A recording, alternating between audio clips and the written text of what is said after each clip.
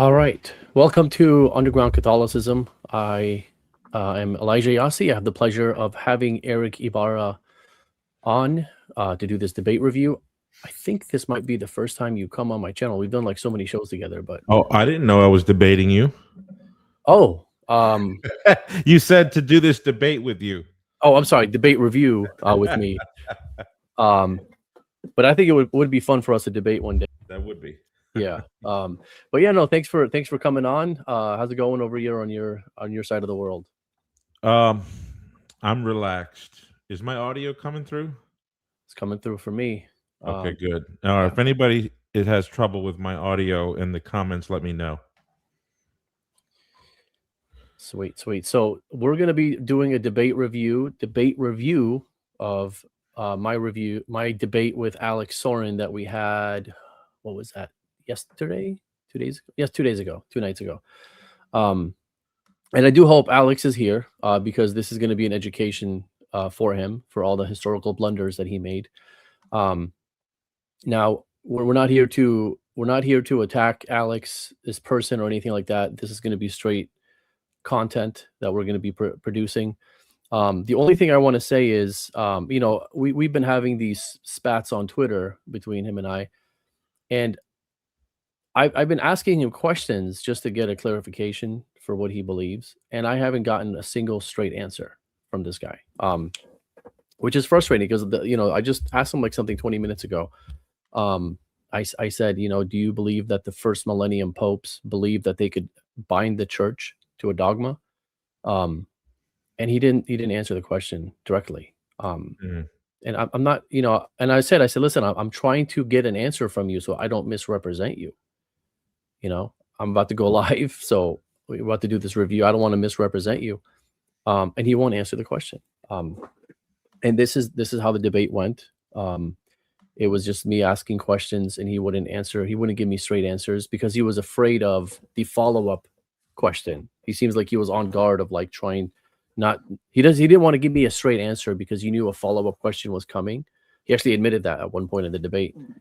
And so for him, he was trying to win a debate rather than discuss content and substance. That's the Okay. impression that I got, right? I don't know, and this is what a lot of people are saying to me.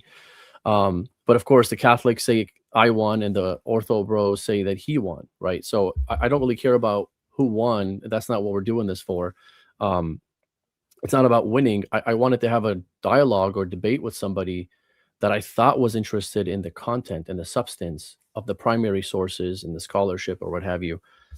But instead, I got somebody who was trying to put on a show, maybe for I don't want to say put on a show, but like that's what it turned into. Turned into a show, into a clown show, which I didn't want, right? And folks can go back and watch my other debates that I've done. I've never had a debate like this before. The debates that I've had, it's always been cordial. It's always been respectful, back and forth with Eastern Orthodox Protestants, what have you, Oriental Orthodox, what have you. I've had Father Ramsey on. Um, you know, we've done this before, and this is the first time it seems to go that route.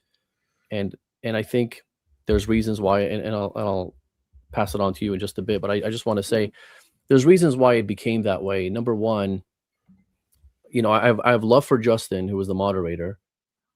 He didn't do anything maliciously. I think he was a gentleman, but he was too much of a gentleman. So this was his first time moderating a debate, and I want to say thank you for letting us do this on your show, Justin, if you're watching and moderating. But the issue was that he wasn't experienced with debates. So when things got kind of heated, when he's not letting me answer questions, when he's asking me a question and then and he's going like this and he's giving me these Yeah. theatrics, I would get 3 words in and he would react. I'm like, you don't even know what I'm about to say. Like I haven't said anything yet. I just got 3 words in. Um, that's when Justin should have stepped in. But again, like he was new to this, so I don't want to blame him. I think we should have prepped him better, maybe. And then this was Alex Soren's first debate on apologetics, at least formal debate. So, maybe he was on guard or being defensive. He didn't want to look like he didn't know his stuff, because he didn't know his stuff. He came in here just giving us all these historical blunders, and we're going to go through them, and we're going to show from primary sources and um, scholarship that he was mistaken in a lot of things that he said about the data in the first millennium, and a lot of things he said about the Catholic Church. He was ignorant. He came in here debating the papacy, trying to refute that the Catholic Church believes that the Pope can make up new doctrines. Okay, so already you're already refuting a straw man, right? Already from the get go. But let me stop there and get your thoughts on it. Yeah. So one of the things that I thought was interesting was the debate resolution. Is the Vatican I papacy true or false? That is such a um, it is a very broad resolution because, I mean, two people who are um, I mean, you, when Alex went into like the historical personality of Pius IX and certain private statements that he had made to kind of make the Pope look um, more of like a dictator or an autocrat, all that it would appear as though it was irrelevant, but it actually is fair because of how broad the debate resolution was. You came in thinking, I'm a Catholic going to the first millennium. I'm going to look and see if the doctrine of Vatican I is in the first millennium, right? And the debate resolution seems so broad. I wish there was something a little bit more specific than that because it Yeah. kind of gave open room for uh you guys to go wherever you wanted, really. Yeah, no, that's a good point. And actually, Alex brought up that point. He said he'll never do another debate where he has to go through like a whole millennium, right? Because it Yeah. was about the first millennium, right? And I Yeah. agree. Like, there was just too many things to look into when Well, you're he preparing. he doesn't even have to go to the first millennium. Like for example, if I was Alex, all I would have done was pointed out the so-called contradictions in papal infallibility Right, because I don't even need to stick to the first millennium in this debate resolution. right. Well, we agree that the evidence has to come from first millennium, the Oh, proofs okay, so and that the was arguments. something. Yeah, Okay, so yeah, that's yeah. something that was not on the title of the debate then. Correct. Yeah, no, the title of the debate was so broad, but we actually had some parameters set up for Okay, each other at least, yeah, and that was one of them. It has to be in the first millennium.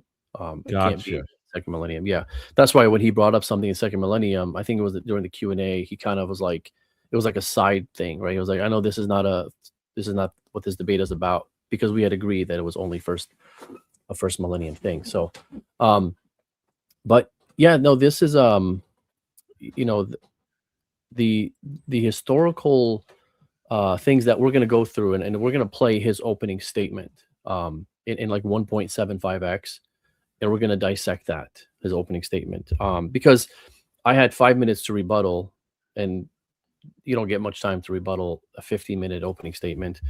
And then when we got into the cross examinations, again, I didn't have a chance to explain a lot of the things that I wanted to explain because I was being interrupted and all that stuff. And that's partly my fault for, I'm not like, I don't have this like aggressive, personality where I'm trying to talk over you, and I'm trying to man you up, or outman you or whatever.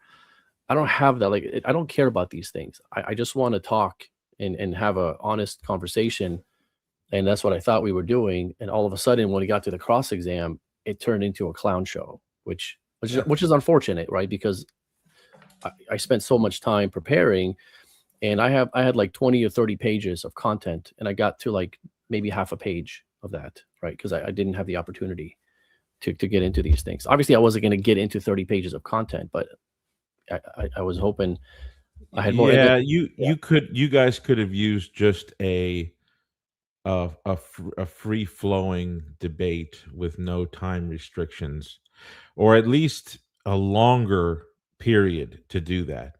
I That's don't right. know Yeah. how much time did you guys get to do that? 30 minutes? 30 minutes. Yeah, 30 minutes. And that's what I prefer. I don't like doing these formal debates.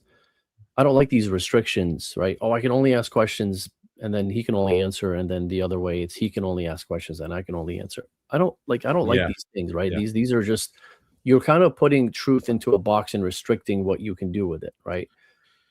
Um, Yeah, so I see that there are sometimes benefits to time debates. I'm certainly not one to do well in them, but there's a time and a place for that when, hey, we need to see if your position is so defensible and if you're skillful enough to jam pack it into the time limits.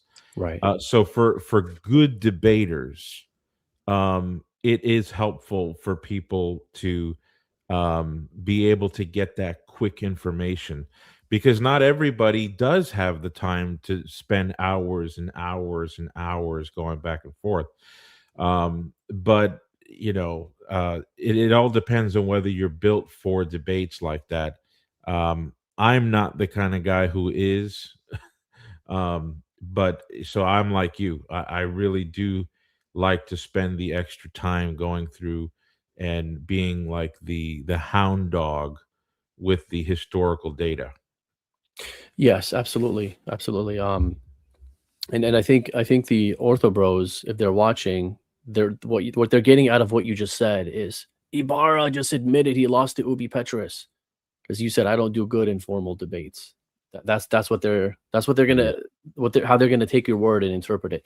And I say this as tongue in cheek because people are saying, oh, Elijah Yassi's crashing out on Twitter and all that stuff. Well, let me explain. They're taking clips from the debate and putting meaning into it that I never meant, and they're spreading it everywhere. And then when I correct the record and I say that's not what I was saying, here's what I was saying, they continue on doing this, right? So then it becomes lying at this point because I've corrected the record and I see these people who have seen me correct the record, like as I'm tweeting, I'm post tweeting them. Look, Alex is one of them. I quote tweet him and I post like what I meant, and then he continues spreading the lie of what I meant, of what he thinks I was saying, just to own the papists or whatever they call it, right? So that becomes doing this in it becomes doing this in bad faith, right? Because if somebody corrects the record and you continue saying that no, this is what you meant, okay, then that's now we're going into a different category of things, right? This is no longer about truth. This is just about trying to win with your boys, right? Which Yeah, you know, right. And yeah, I think that you and I know that a very small percentage of the audience is really going to sincerely study these matters. right, There's like 50, well, let's just try to give some numbers here. There's probably about 60% of people who view it and it won't make one lick of difference for them. right. Then there's 40% left. I would say 35% to 40%. I mean, let's say just 35% of them are going to go with confirmation bias. I'm going for my guy. My guy is right. Um, you know, and that leaves like 5% of people who are actually going to listen and then sniff the data up and down like an investigator to see if what's being said is true or not. Yes, yeah, So absolutely. you and I do the work for those 5%. And we said this, but so I Yeah. just want to let everyone know, like Eric, uh, he gave me a lot of stuff to look at content. He helped me a lot with this debate. And a lot of it I couldn't even get out. So a lot of the stuff that Eric gave me is sitting in my computer, you know, and it's getting dusty, I guess, in a symbolic way. Because I wasn't able to get it out. So that's Right, unfortunate. He did all this work. I know sometimes we talked for hours on the phone and you were right. up late and sending me stuff and we're looking at these things, which is unfortunate because here we are taking these things seriously. approaching this in a sincere way, and then we come across somebody who's just his interest seemed to be, again, I don't want to judge that this is what he's doing, but it seemed like he was just trying to, by all means necessary, win a debate rather than discuss the content. Right. So now let me just say this. I know I've been having these spats with the ortho bros on Twitter. I've said things that I shouldn't have said, and I apologize to anything that I've said that I shouldn't have said, calling people some names and stuff. I've played a role in doing the being the bad guy or whatever, and I apologize for that. I don't. That's not who I want to be. That's not who I am. But that's who they drove me to be right now. So, and again, I'd rather just have an honest conversation with people. But where it gets frustrating is they assume what you mean and run with it, right? And then when you correct the record, they don't even want to hear it. They put their hands in their ears and they start blabbing their mouths, la la la la la, like they don't want to hear what you have to say, because it's almost like they're afraid of the truth, or they're afraid that you're going to say something that they can't refute in their minds, right? Because they're kind of insecure. Yeah, they're a nervous wreck.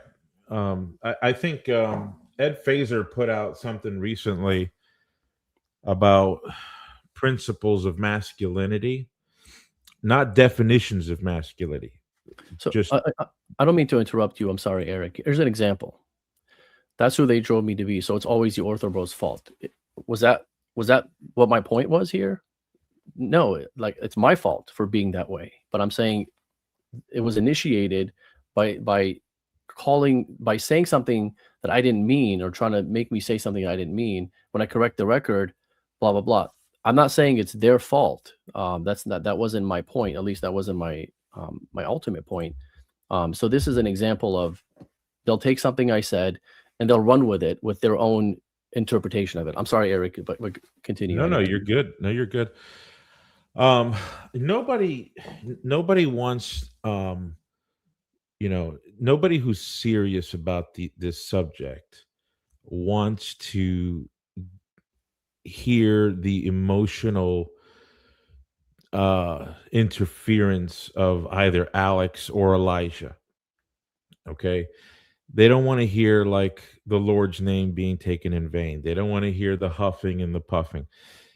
Like I said, those who are serious, those who came with popcorn to see a show. And hey, look, there's nothing wrong with that. Right. I'm not saying that if you brought popcorn and you're excited about seeing a fight, that's necessarily wrong. Um, if I was going to say that was wrong, I would go about critiquing it in an entirely different way. Those people who did that, they're entirely free to do that. But those who are sincerely looking into the research, they don't need Elijah's emotions or Alex's emotions.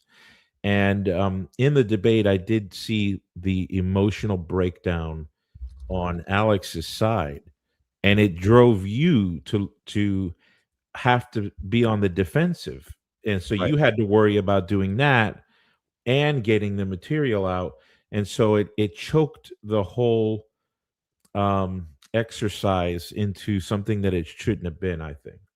Yeah. No, I agree. I agree with that.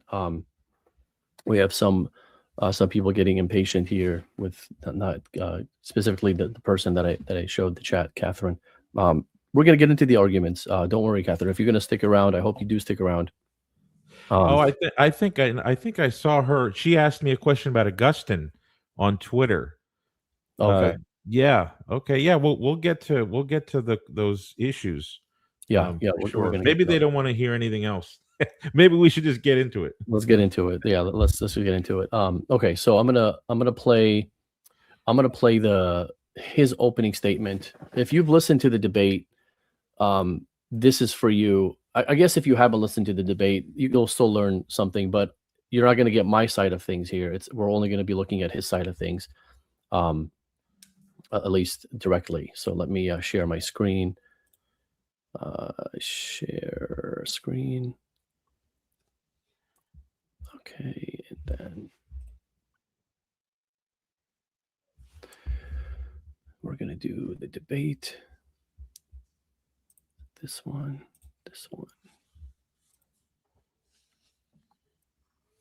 Windows, here it is, debate. And then we're going to turn off audio and then share.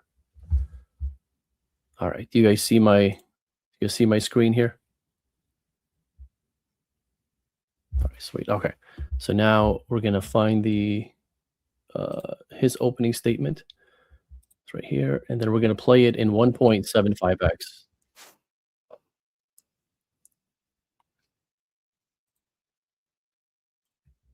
All right.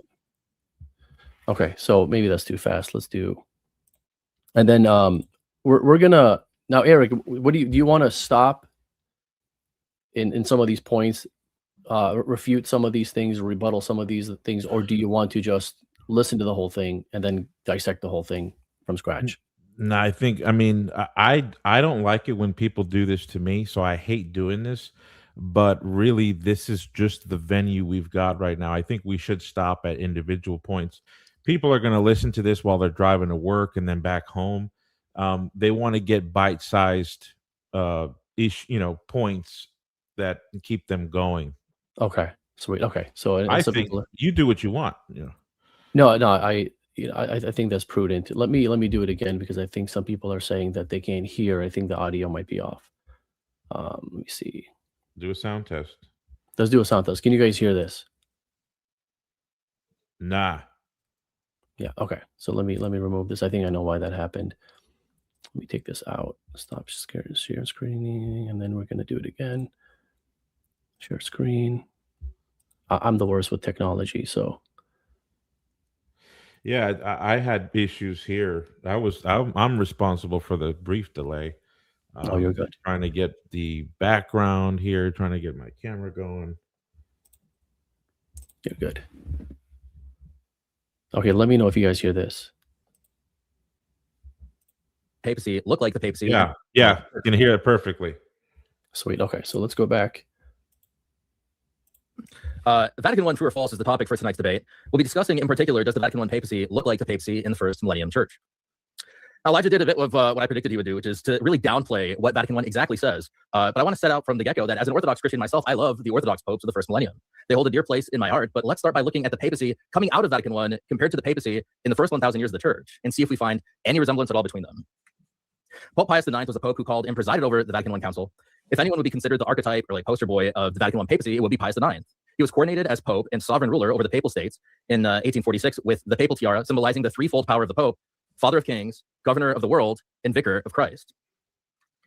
As sovereign of the papal states, the pope printed his own money at the papal mint.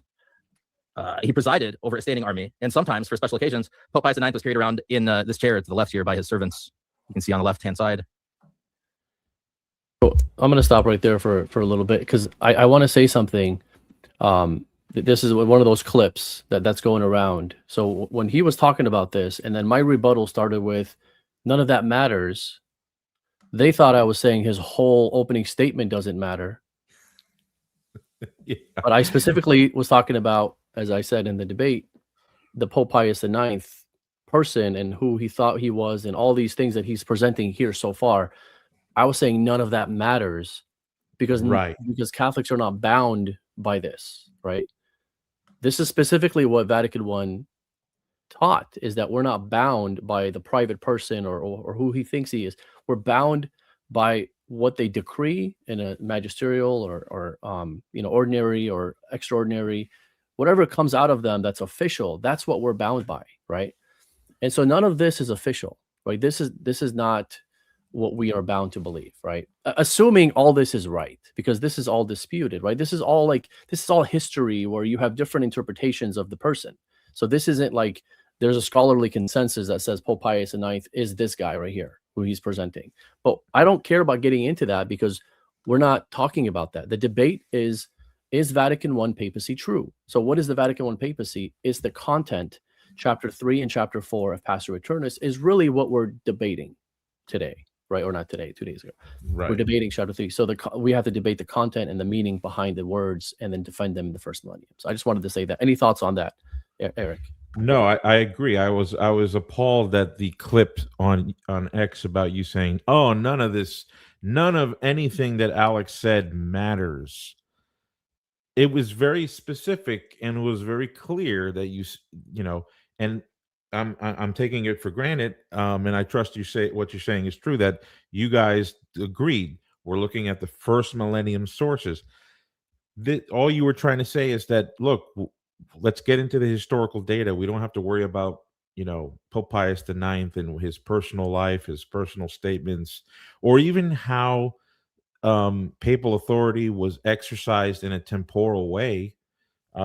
It's specifically the definition of the papacy at the Vatican Council.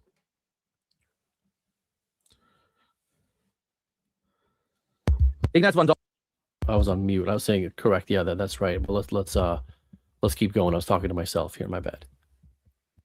Dollinger, a famous Roman Catholic scholar, once met Pope Pius IX, and Professor John O'Malley, one of the preeminent authorities on the Vatican I Council, describes the encounter as follows. Dollinger was shaken by the rubrics of his audience with Pius IX, where he was obliged to kneel 3 times as he approached the Pope, who then extended his foot to be kissed. During the audience, Pius remarked, as Dollinger recalled it many years later, that he was the supreme authority over all, and that only when the world has learned to bow before the Apostolic See would the welfare of humankind be assured.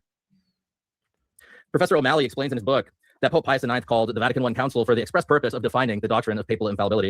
And when it appeared in the Vatican I Council, when it appeared that it would end early because of the revolutionary Italian forces encroaching in on the papal states, the country that Pope Pius ruled, Pope Pius stated, I am so determined to go forward with this matter that if I knew the council was going to be silent on it, I would dissolve it and define it myself. I'd like to address this because I know Ubi Petrus has brought this up multiple times on his Twitter, and I've been meaning to make a video on this, but I'd like to address this quote here, okay? Because, and number one, correct me if I'm wrong, but this is disputed. This isn't a fact that he said this, right? There's disputes whether he said this or not, but we're going to argue as if he did say this, right? Correct me if I'm wrong, Eric. I mean, it's reported, right? It was reported in the Vatican publication, I think. Right. And that's secondhand information. Yeah. So, I mean, it's worth the source.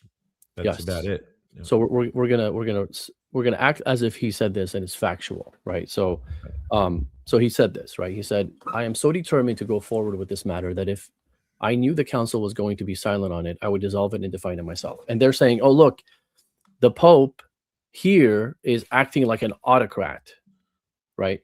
Right. And this is where the misunderstanding is of what we mean by the Pope acting alone or not acting alone, right? So let's talk about that for a little bit, because in the Catholic Church, when we say the Pope doesn't act alone, what we mean is he doesn't or he can't bind the faithful to a dogma that no one holds to.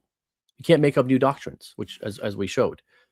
So it has to be something to where the church has believed, and it comes from apostolic tradition or scripture, right? So he's defining something that comes from there, and it's been practiced within the Catholic Church, and it's the belief of the church.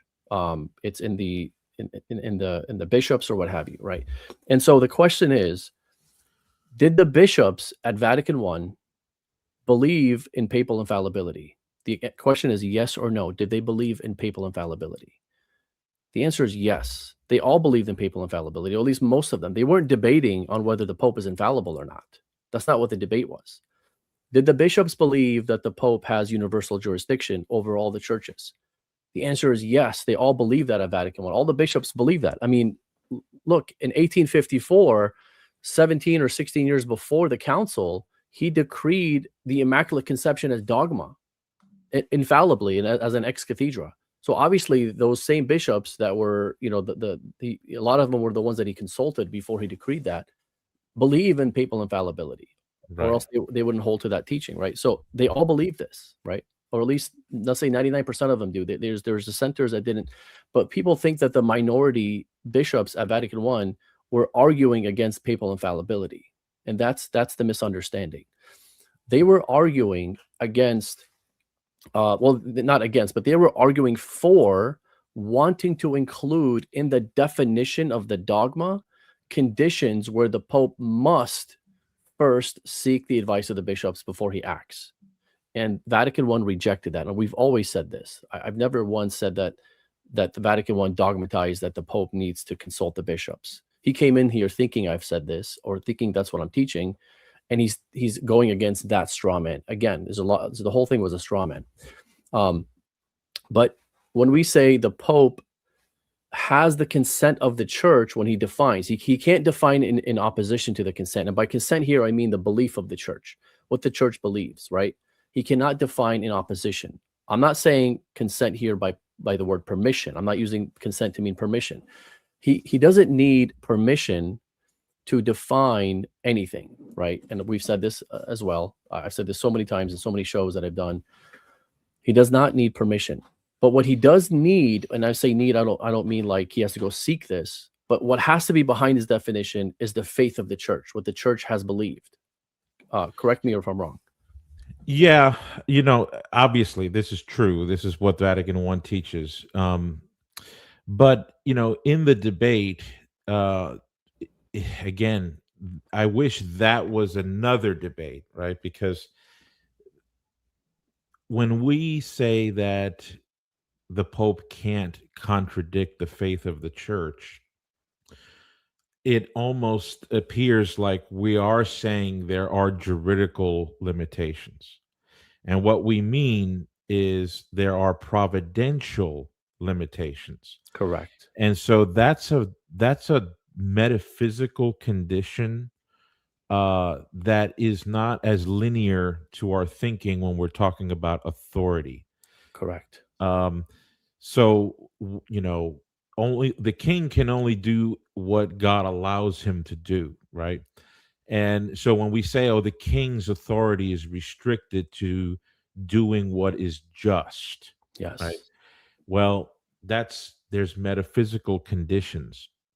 When Alex said, prove to me that the Pope can teach infallibly without conditions, what he meant was without personal conditions from other human subjects. Of course, he doesn't literally mean without condition at all. Absolutely. The Pope needs to exist. That's a condition. So there's definitely conditions that are requisite for an ex cathedra decree. But his issue was that there doesn't need to be a juridical permit from any other agency in the church. Correct. And I've always said this. Right. You clarified it a number of times, like more than a few times in the debate. Right. So now you bring up a point about providentially speaking. The head can never be severed from the body. This is Gasser. Gasser says this, right?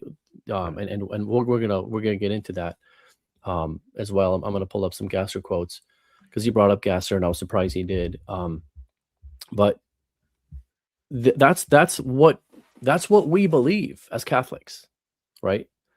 This is what we believe, and our belief system says that the Pope is never going to have a opinion on a dogma and force this opinion on everybody that opposes him. Meaning that if it's the Pope versus all the bishops, he's probably not going to be able to define that providentially, because that's the head severing from the body, right? So when the Pope does come to the conclusion of defining something, that definition will have the backing of the bishops behind it, right?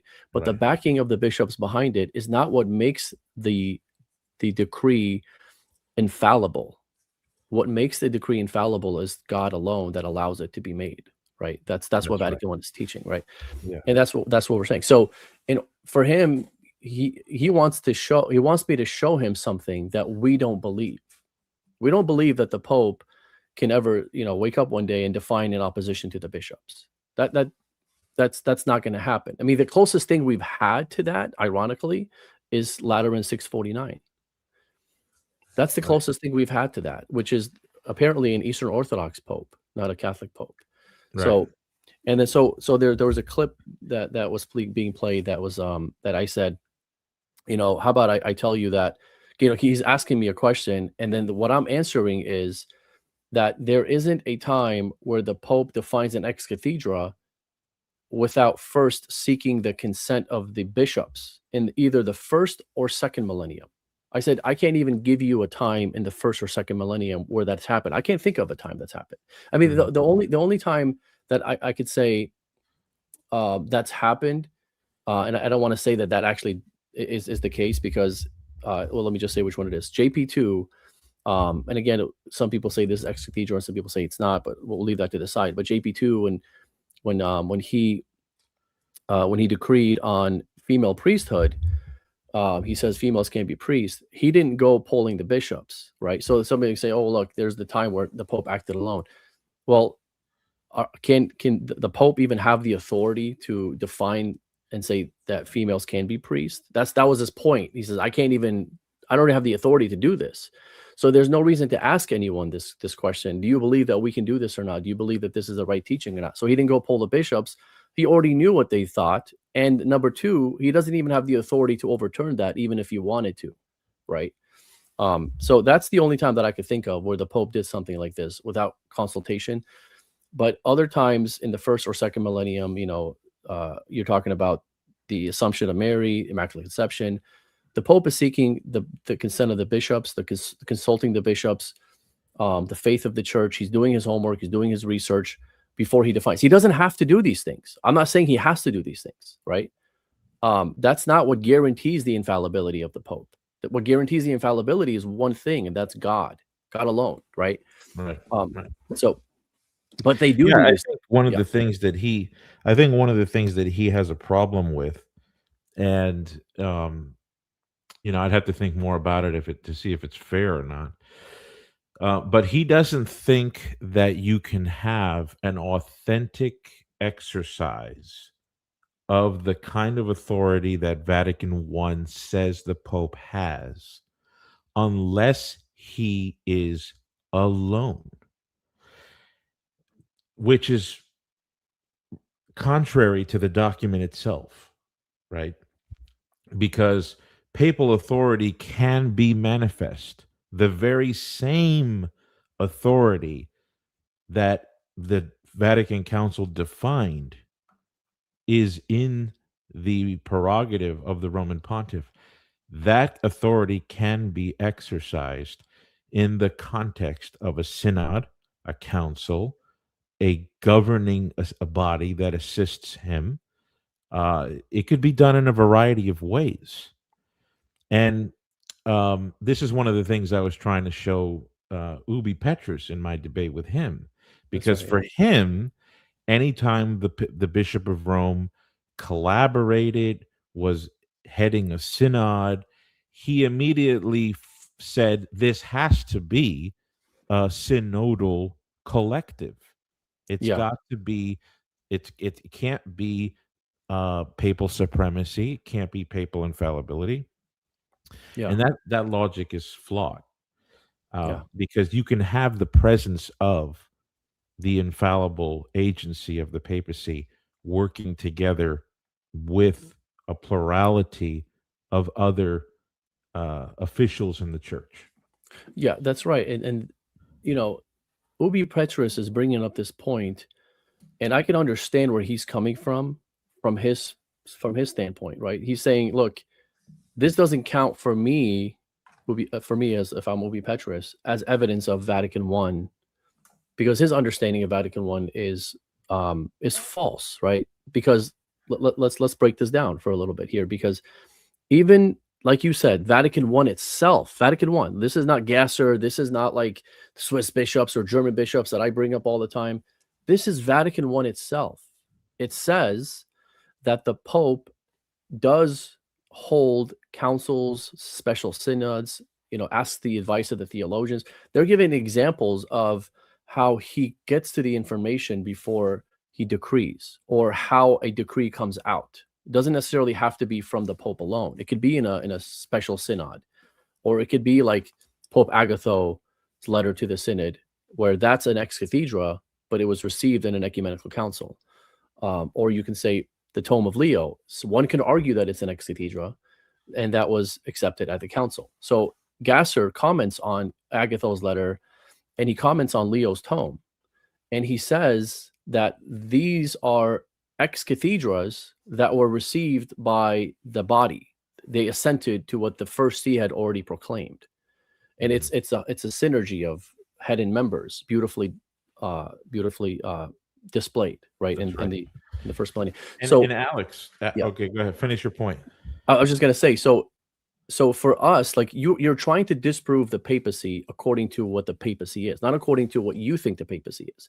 So if our own council is saying that synods qualify for ex cathedra, and that's what we believe, you don't have to accept that belief, but you have to argue against what we believe.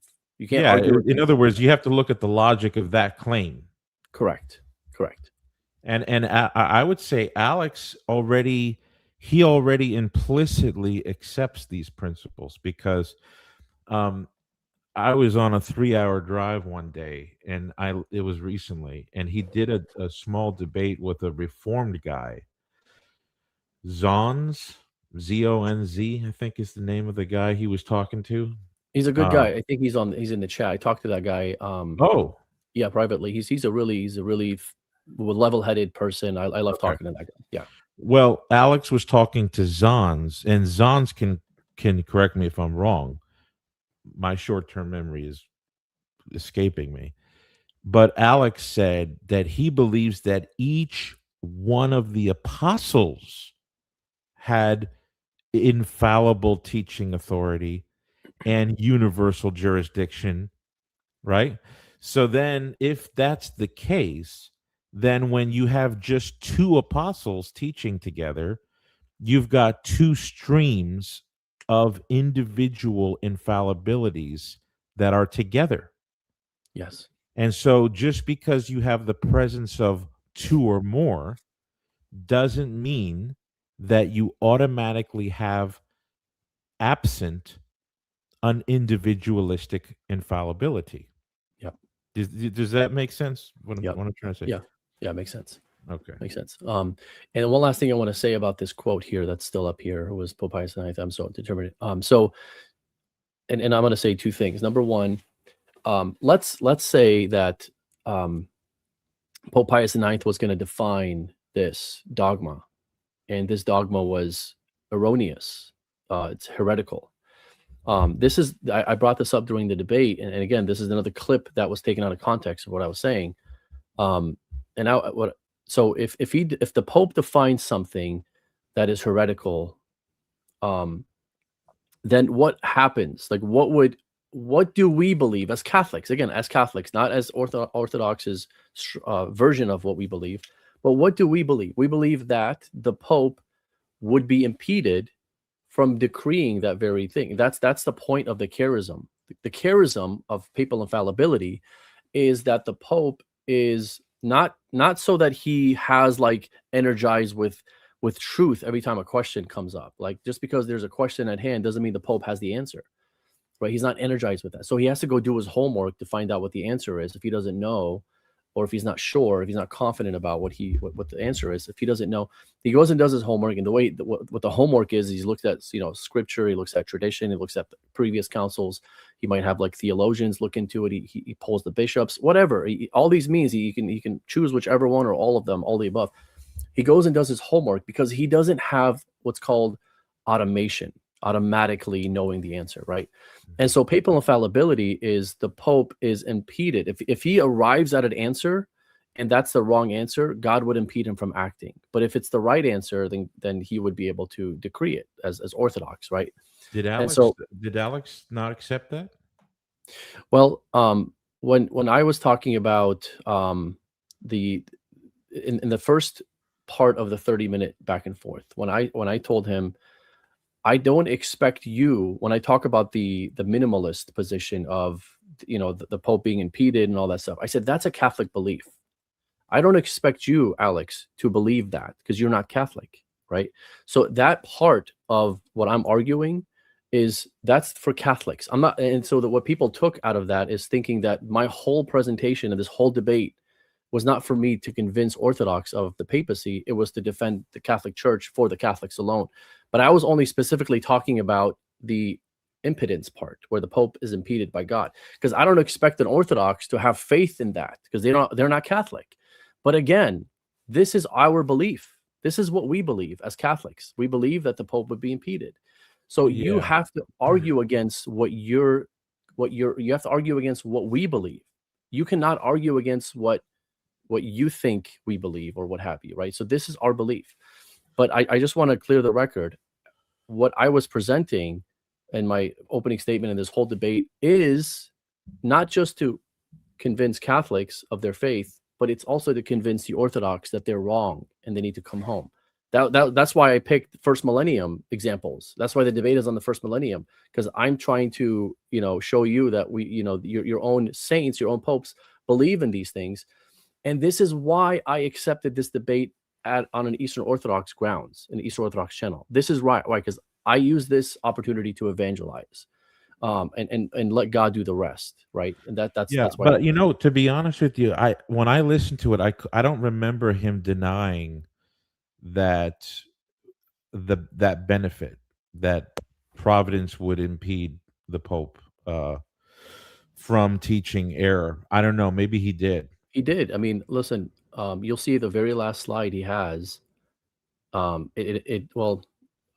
don't let me rephrase. Maybe he didn't, but the very last slide he had, he said there's nothing, like literally the slide says there's nothing that stops the Pope but himself.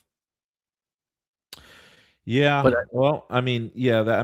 So on its face, that would be a very incomplete statement.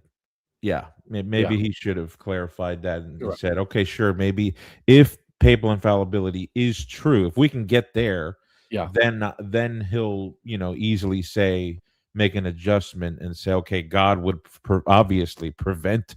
It's almost a tautology at that point. right, right. If papal infallibility is true, then God wouldn't allow that to happen. Yeah, Right.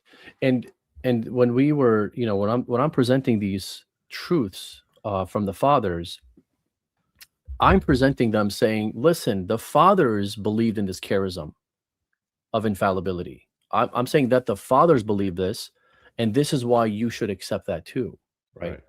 And so that was my whole presentation. Is like you have Maximus the Confessor, Stephen of Dore. You have the popes that I quoted from Galatius to Felix III. You have Celestine and Saint Cyril and all these saints that I'm quoting. The Acacian Schism, Pope Martin, Pope Theodore. All these popes that we're bringing up is not for me to say, here, look, I'm justifying my belief. I'm saying, look, these are your people, and they're saying what we're saying. And so this is why you should accept Vatican I, because it jives with what they're saying, right? It's no different, right? And unfortunately, he just kind of generalized all of those quotes into one little bundle and said honorifics. That was his answer. He didn't specify. He didn't talk about anything except honorifics. And I want to say one more thing. I don't think I heard a single word come out of his mouth of. Well, I didn't hear the word Pope Hormisdas come out of his mouth. I don't think he addressed my second proof at all. I'd have to go back and watch again. But I remember he was talking about Pope Celestine, and then he was talking about the third one, the third proof, 649. But that was because I brought up 649. I kept asking about it, and that's why he was being questioned about it. Yeah. But he never rebutted, the other one with Acacian Schism. And the reason why I bring this up is because all of them are saying, "Oh, Elijah never dealt with the Augustine quote that he brought up." Right? That's one quote, right? But you didn't deal with my whole argument. My well, yeah, that's not a fair criticism, right?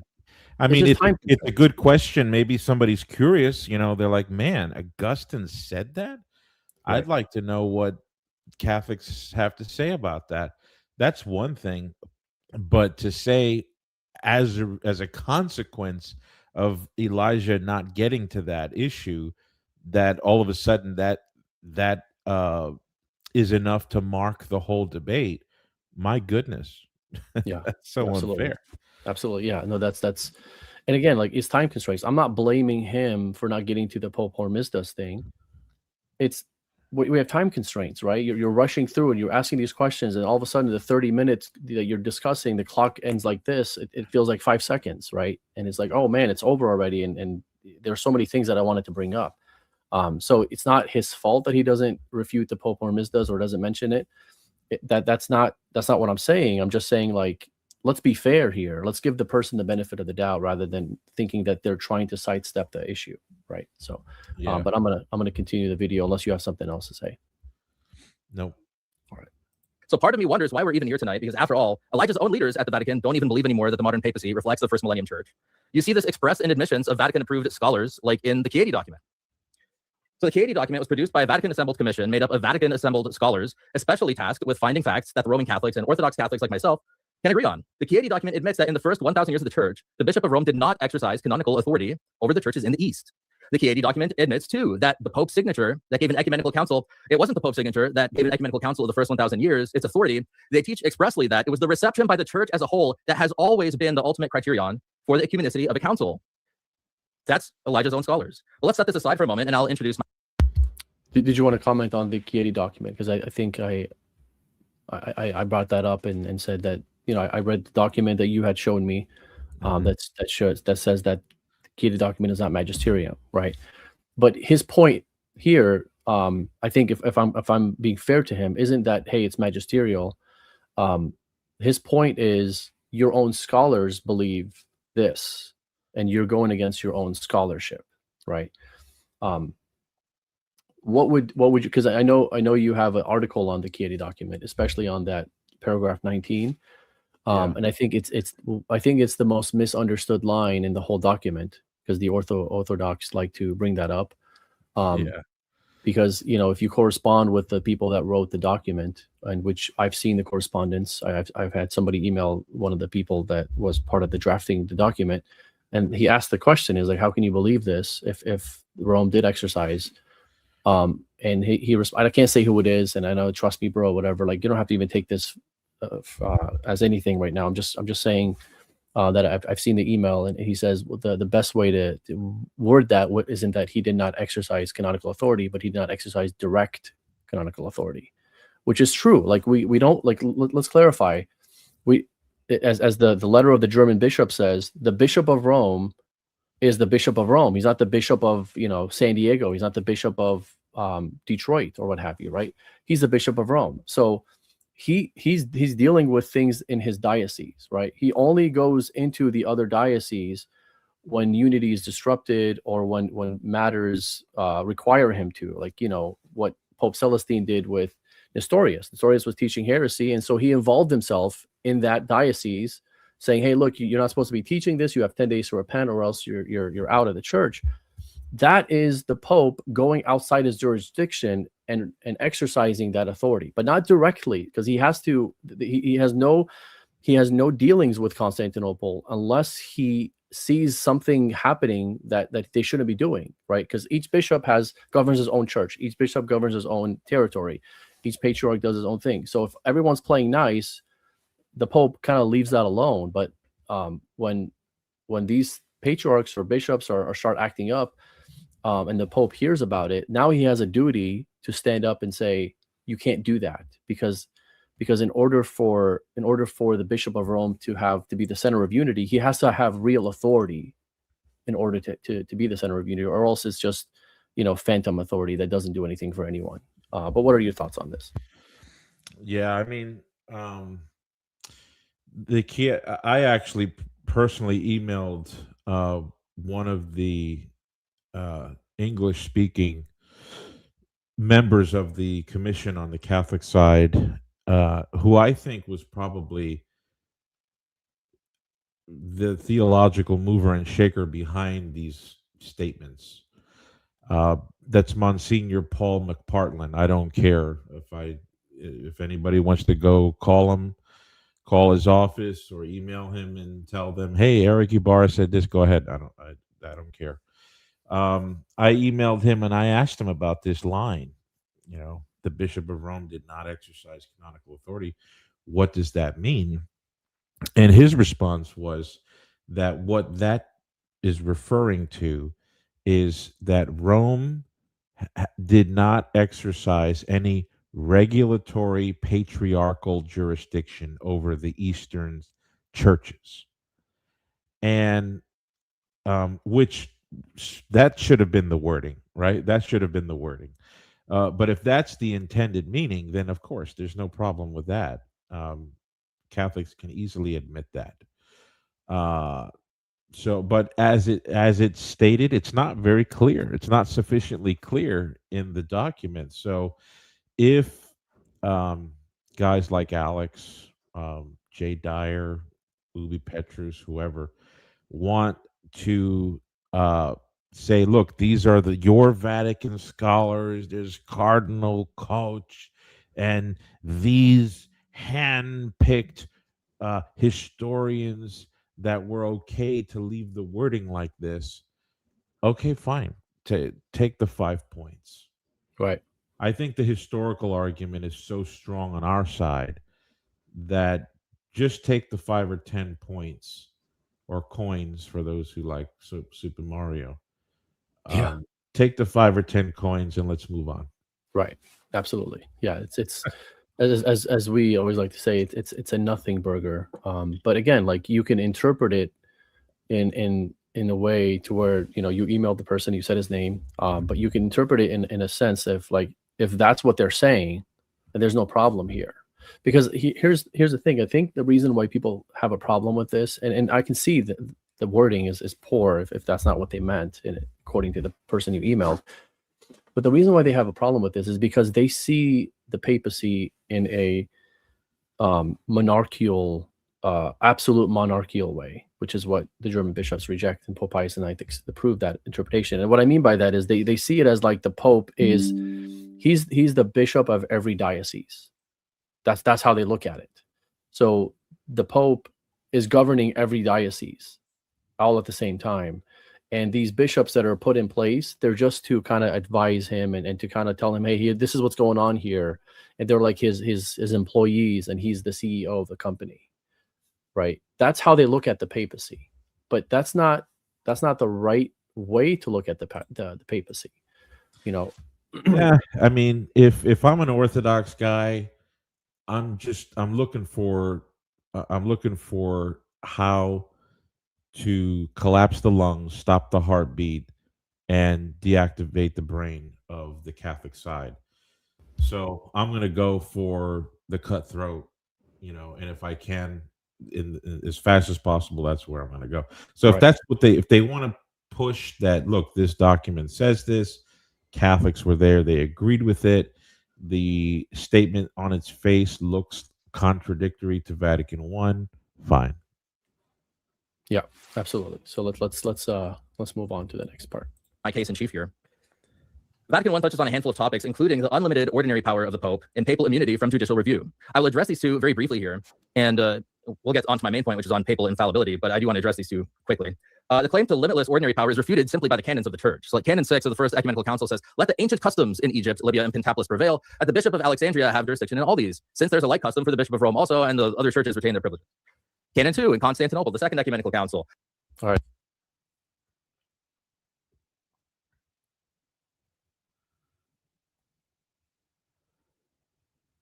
And we'll get on to my main point, which is on papal infallibility, but I do want to address these two quickly.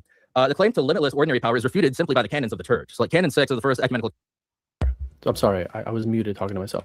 So this is where it's going to get fun, right? Because now we're going to get into the history of these things. So he brings up Canon 6. And in one of my rebuttals, I had 5 minutes. In one of my rebuttals, I bring up a pope, an Eastern Orthodox pope, who interprets Canon 6 for us. And as you've mentioned, you know, and to my knowledge, I don't know anyone else who directly comments on Canon 6 of Nicaea from the first millennium. Maybe there's somebody that does, but I'm not aware of that person, except for the one that I quoted, which was, correct me if I'm wrong, but was it Pope Boniface the first? Yes.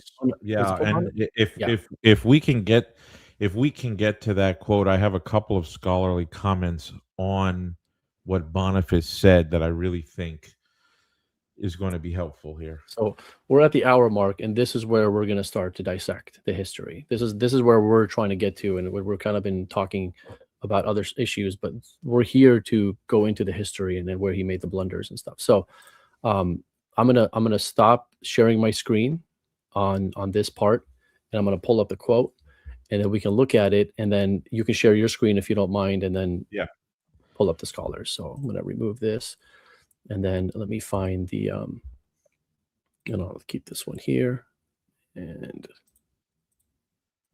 this. I'm gonna pull up the documents here. Okay. And feel free to say anything while I'm pulling this up. It's floor is yours. Okay. Yeah, I think there might be an appeal by Pope Innocent in the beginning of the 5th century to Canon 6. I know Boniface talks about it. But I can't think of anybody who gives a commentary to Canon 6 of Nicaea to really get an opposing perspective anyway than what Boniface says. Yeah. Okay. So I'm gonna pull this up real quick. So I'm gonna stop sharing, and then I'm gonna share my screen to show the quote here. And this, so I shared this quote to refute that Canon 6 part, and I think it sufficiently did. But we'll see the scholars as well that you have. I'm interested in seeing that. Okay, so Saint Boniface says the universal ordering of the Church at its birth took its origin from the office of Blessed Peter, in which is found both its directing power and its supreme authority. From him, as from a source, at the time when our religion was in a stage of growth, all churches received their common order. This much is shown by the injunctions of the Council of Nicaea, since it did not venture to make a decree in his regard, recognizing that nothing could be added to his dignity. In fact, it knew that all had been assigned to him by the word of the Lord. So it is clear that this church is to all churches throughout the world, as the head is to the members, and that whoever separates himself from it becomes an exile from the Christian religion, since he ceases to belong to its fellowship. So this is what Pope Boniface says on the Canon 6 that he brings up. So his own saint is interpreting it in a way that Catholics would agree and Orthodox wouldn't. And this comes from, I'm going to pull this up again here so I can show you the reference. So this comes from Epistle 14, and this is the source of it right here. So if you guys want to look at the quote from the source, comes from there. And you can also find it in Erick Ybarra's Papacy book, which if you haven't read is a phenomenal book. I don't know if you can see it. You can't see it, but thank you, brother. Yeah. So he has a quote in there. So I'm going to stop sharing, and then now it's the floor is yours. So you go ahead and. Well, I just have two slides to show for that. Let's see if I can present. I'm not sure if I can. Let's see. Share screen. Let's see if does it come up, or I think you have to add it there. There we go. So let me go to there. Okay, so this is basically the quotation. We're not going to reread it, okay? But look at that last line there, because you remember when Alex said at the end of the debate, he was like, "Show me where I need to be in communion with the Bishop of Rome." Right? Yeah. Here's Pope Boniface saying, "Whoever separates himself from the Apostolic See becomes an exile from the Christian religion, since he ceases to belong to its fellowship." Now, let's look at what some non-Catholic historians and patristic specialists have had to say about this, and not just any scholar in the patristics, but Henry Chadwick is one of the most renowned Anglican scholars in the 20th century. After this, we're going to look at an Eastern Orthodox scholar. But here's what Henry Chadwick said in an article he wrote entitled "Faith and Order at the Council of Nicaea." And remember, this is where Alex was drawing his Canon 6 information from. It's where Jay Dyer gets his Canon 6 information from. Look at how Boniface, just a little over 100 years after the Council of Nicaea, this is how Chadwick understands Boniface. Boniface is claiming that, quote, Peter's church is supreme over all, and that no one can be a Christian who is not in communion with Rome, close quote. Now, guys like Alex are free to say that Henry Chadwick was reading the papacy back into the 4th century here, 5th century. But I'm happy to join in a similar interpretation as Chadwick, him not being even one to have any kind of desire for the papacy to be true. He's just telling us the historical facts. Right. All right. That's right. Next slide here. And this is the last one, and after this I will close it out. This Sure. is Professor Dumitru Popescu. Any of my, I think he might be Serbian. I don't know exactly if I was pronouncing his name right or wrong. I apologize for whoever's listening. But here's a doctor of theology from the University Institute of Bucharest, and was awarded as honorary doctor by the Faculty of Orthodox Theology in Alba Iulia. He wrote an article that's compiled into a volume called The Petrine Ministry and the Unity of the Church. This man is Eastern Orthodox. Okay. So he was a scholar in Orthodox theology, and he specialized in history. Here's what he has to say about what Boniface wrote about the papal claims as they relate to the Council of Nicaea. Quote, Boniface goes even further in biblical justification of the primacy. He declares that the rights of the See of Rome derive from the prophecy made by the Lord. The Church of Rome is the head of all the churches.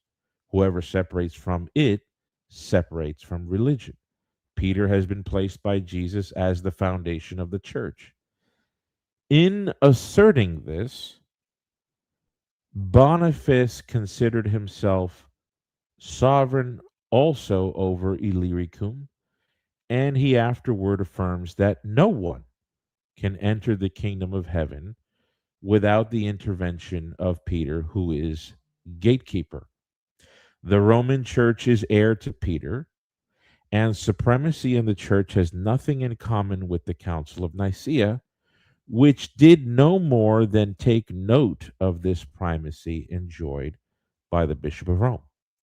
Boniface's exegesis, which goes beyond the synodal theory of primacy, is repeated by Pope Celestine I.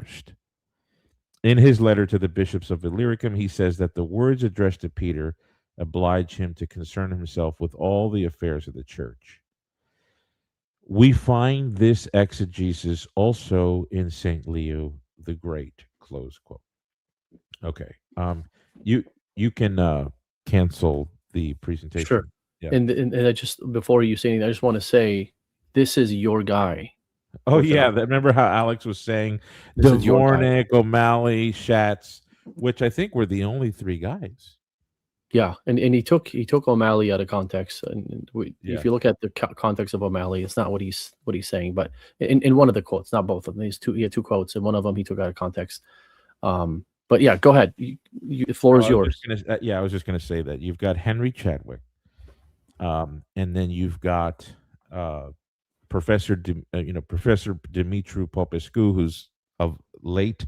He passed away in 2010.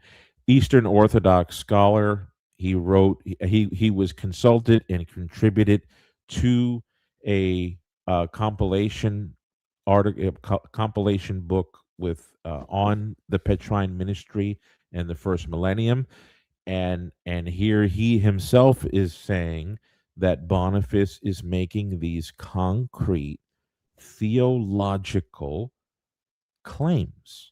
He doesn't immediately say that this is the same thing as Ignatius of Antioch saying that Smyrna has every good gift, right? Right. Uh, he has the good sense to be able to see that Boniface, Celestine, and Leo the Great are referring to theological maxims that apply effectively to the concrete government of the church. Um, and if you can't see it, you can't see it. But these are your guys, right? This is an Orthodox guy. And then we have an Anglican guy who nobody is going to denigrate. Henry Chadwick and all the Chadwick brothers, right? They both of them did very well in this field. That's right. Yeah. And so there's three things in here that an Eastern Orthodox would find an issue with, and I'm just talking about the Pope Boniface quote itself.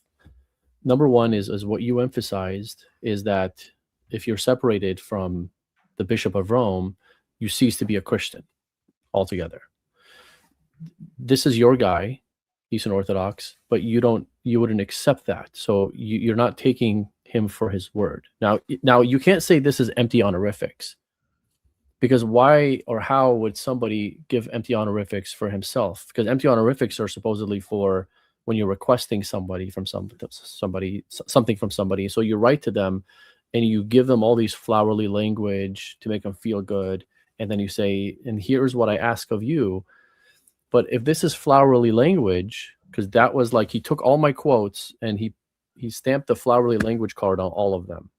But then this wouldn't make sense on this quote, because what is he getting from himself? What is he asking himself that he has to build up himself in order to give that to himself? Like, that doesn't make any sense, right? And Boniface is Alex's guy too, right? Because Yeah.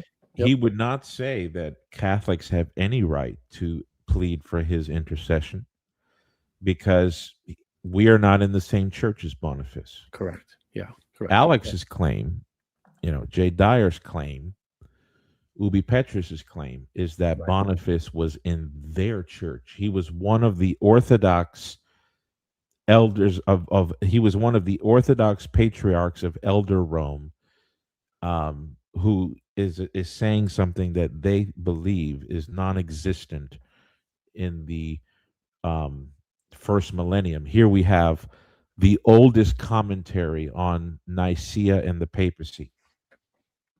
Yeah. And Absolutely. they're going to go to war with it. Yeah. No, absolutely.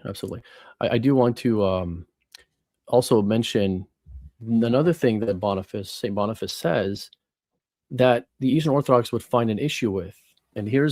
And this is very problematic for them, because here's what he says, and this is consistent with all the popes in the first millennium. This is how they thought, and this is what they taught. He says, in fact, it knew, and he's talking about Nicaea, did not add anything to Rome. It talked about Alexandria's jurisdiction, and it talked about Antioch, but it did not talk about Rome's jurisdiction, did not add anything to Rome, according to Pope Boniface, right? And he says, in fact, it knew, it meaning Nicaea, it knew that all had been assigned to him by the word of the Lord. That's divine institution. So Pope Boniface is saying that Rome's authority comes from Christ himself directly. So it's not it's not given to him by canons, right? Canons can recognize that. Councils can recognize that authority, but it doesn't begin, or it's not given to Rome from those councils, right? Now, this is a problem, because the Eastern Orthodox would say the prerogatives that Rome has comes from canons and councils, and it doesn't come from a divine institution, because they can't say it's a divine institution. At least they can't say that with a straight face, because if they say it's a divine institution, then they're admitting that it's part of the gospel. And if it's part of the gospel, then it can't be done away with, right? And this is why I've heard him say that it's the divine institution, right? But But with a straight face, like, so how would they get around? well, what they fact- say yeah. is what they do is they say, they kind of approach it the way that Metropolitan John Z. Zulis said, where synodality is part of the essence of the church, therefore primacy is part of the essence of the church. And so you have it on a local level. James was the head of the Jerusalem church. Sure. Peter was the head of the Antiochene and then Roman church. So at the universal level, there's got to be a primate, but that can switch around. He can be disciplined. He can be, but they would say it's of divine institution, but regulated in a way that is much more inferior. The Pope is inferior to certain agencies in the church. Right, right. But now this goes like when you look at the popes and what they taught, like you can say, okay, yeah, we accept that, and you can have your own version.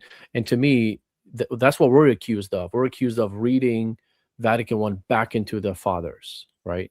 Yeah. But if somebody believes what you're saying, now they're reading not Vatican I, but their ecclesiology of Eastern Orthodoxy back into the fathers, because that's not what the fathers are saying. That's not what Pope Boniface is saying. Pope Boniface and Pope Agatho, let's say, where he says he quotes Matthew 16. I think he quotes Luke 22, if I'm not mistaken, in Agatho's letter to the Sixth Ecumenical Council, and he says that Rome will never err.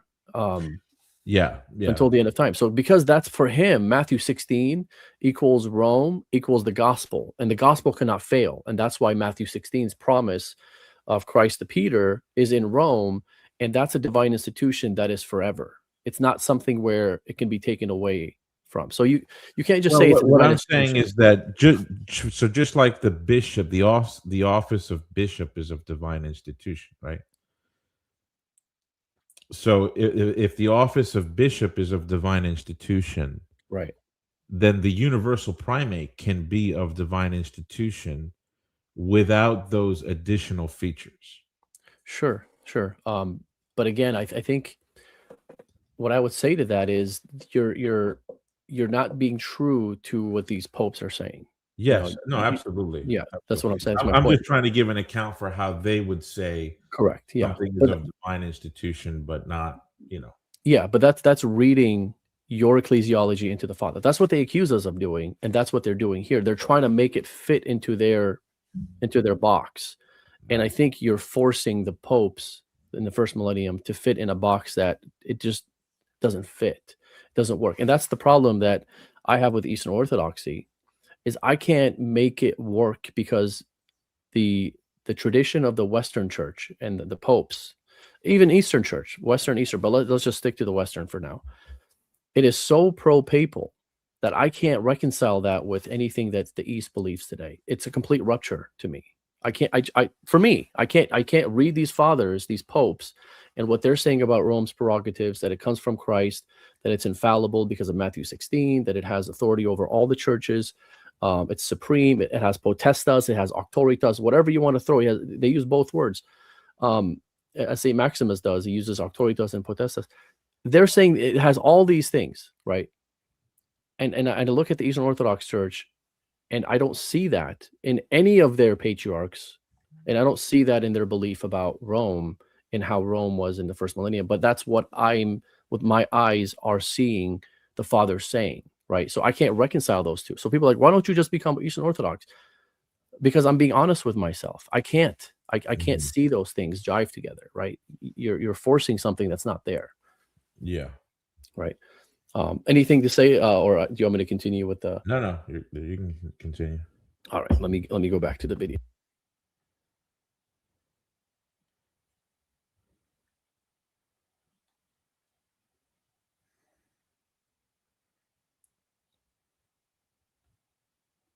You're muted, by the way. Oh, I'm sorry. I keep muting myself. I'm going to play the video real quick. Give me 1 second. Let me just share my screen. Share screen, window, sound, share. All right. Let's go back to the next one. Council says, let the ancient customs in Egypt, Libya, and Pentapolis prevail, that the Bishop of Alexandria have jurisdiction in all these, since there's a like custom for the Bishop of Rome also, and the other churches retain their privileges. Canon 2 in Constantinople, the Second Ecumenical Council. The bishops are not to go beyond their diocese to churches lying outside of their bounds. Let the Bishop of Alexandria, according to the canons, alone administer the affairs of Egypt. Let the bishops of the East manage the East alone. And let not the bishops go beyond their diocese for ordination or any other ecclesiastical ministrations, unless they be invited. The synod of every province will administer the affairs of that particular province, as was decreed at Nice, at Nicaea. All right. Any thoughts on that? Well, let me go back to it. My understanding is that Rome never accepted the canons of Constantinople, but correct me if I'm wrong. Only the faith of Constantinople. Yes, but that principle was still upheld by Rome for sure. Correct. You know, Now, and- now I know the question is, and I'm going to look at the.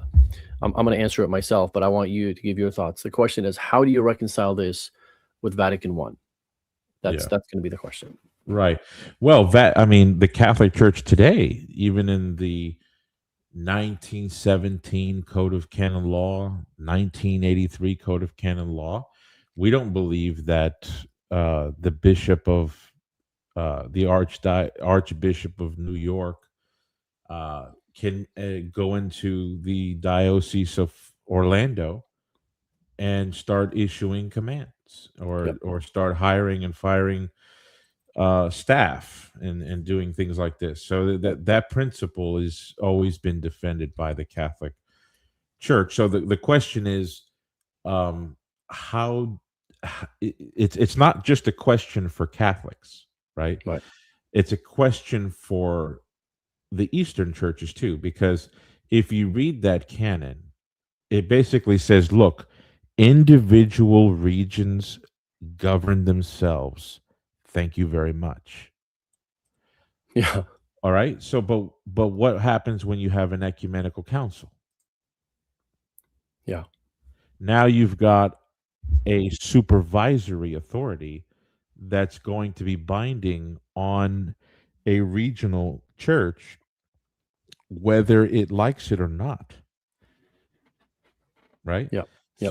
So that canon would almost be in conflict with the idea that a council or even a provincial synod can impose commands on local bishops. Right.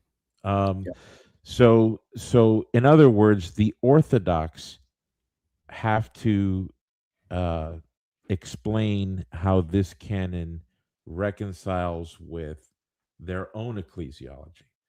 And Catholics would just say that there is a hierarchy of authority, and the first see has prerogatives that the second see and the third see do not have. Yeah. And the prerogatives of the first see are, first and foremost, to be able to receive appeals, because the principle of subsidiary is maintained out of the rule of charity. But if the Roman Church does see fit, like Pope Leo the Great says, it's like a watchman or a watchtower overseeing the affairs, and when it needs to, when the Bishop of Rome feels the need to enter into the jurisdiction of another, then they will. And that's a prerogative that Rome has. And even though that canon on its face, the way Alex read it is Rome administers the affairs of Rome and cannot go into another territory. That's how Alex read it, right? Which is ahistorical, because I gave examples of where Rome did go into other territories. Two of my examples, right? Absolutely. Actually, all three of them, really. Yeah. Yeah. And then there are early commentators that tell us why Rome had the authority to go into those other territories. I'm thinking of Pope Innocent. Pope Innocent wrote a letter holding the Bishop of Jerusalem accountable, right? Yeah. So I mean, there are this is not a canon that absolutizes the self-governance of local churches to the point that none of them are accountable to anything higher than the local bishop. Yeah. Right. Absolutely.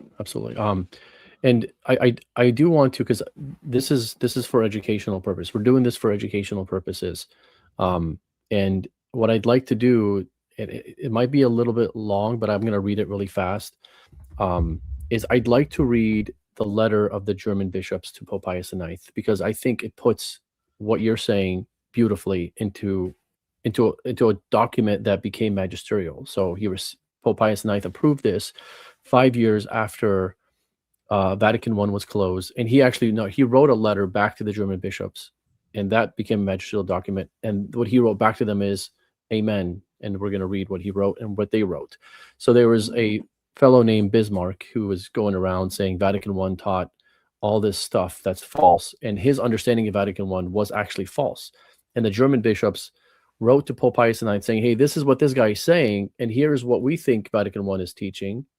And he writes back and says, Pope Pius IX writes back to them and says, amen to what you're saying, right?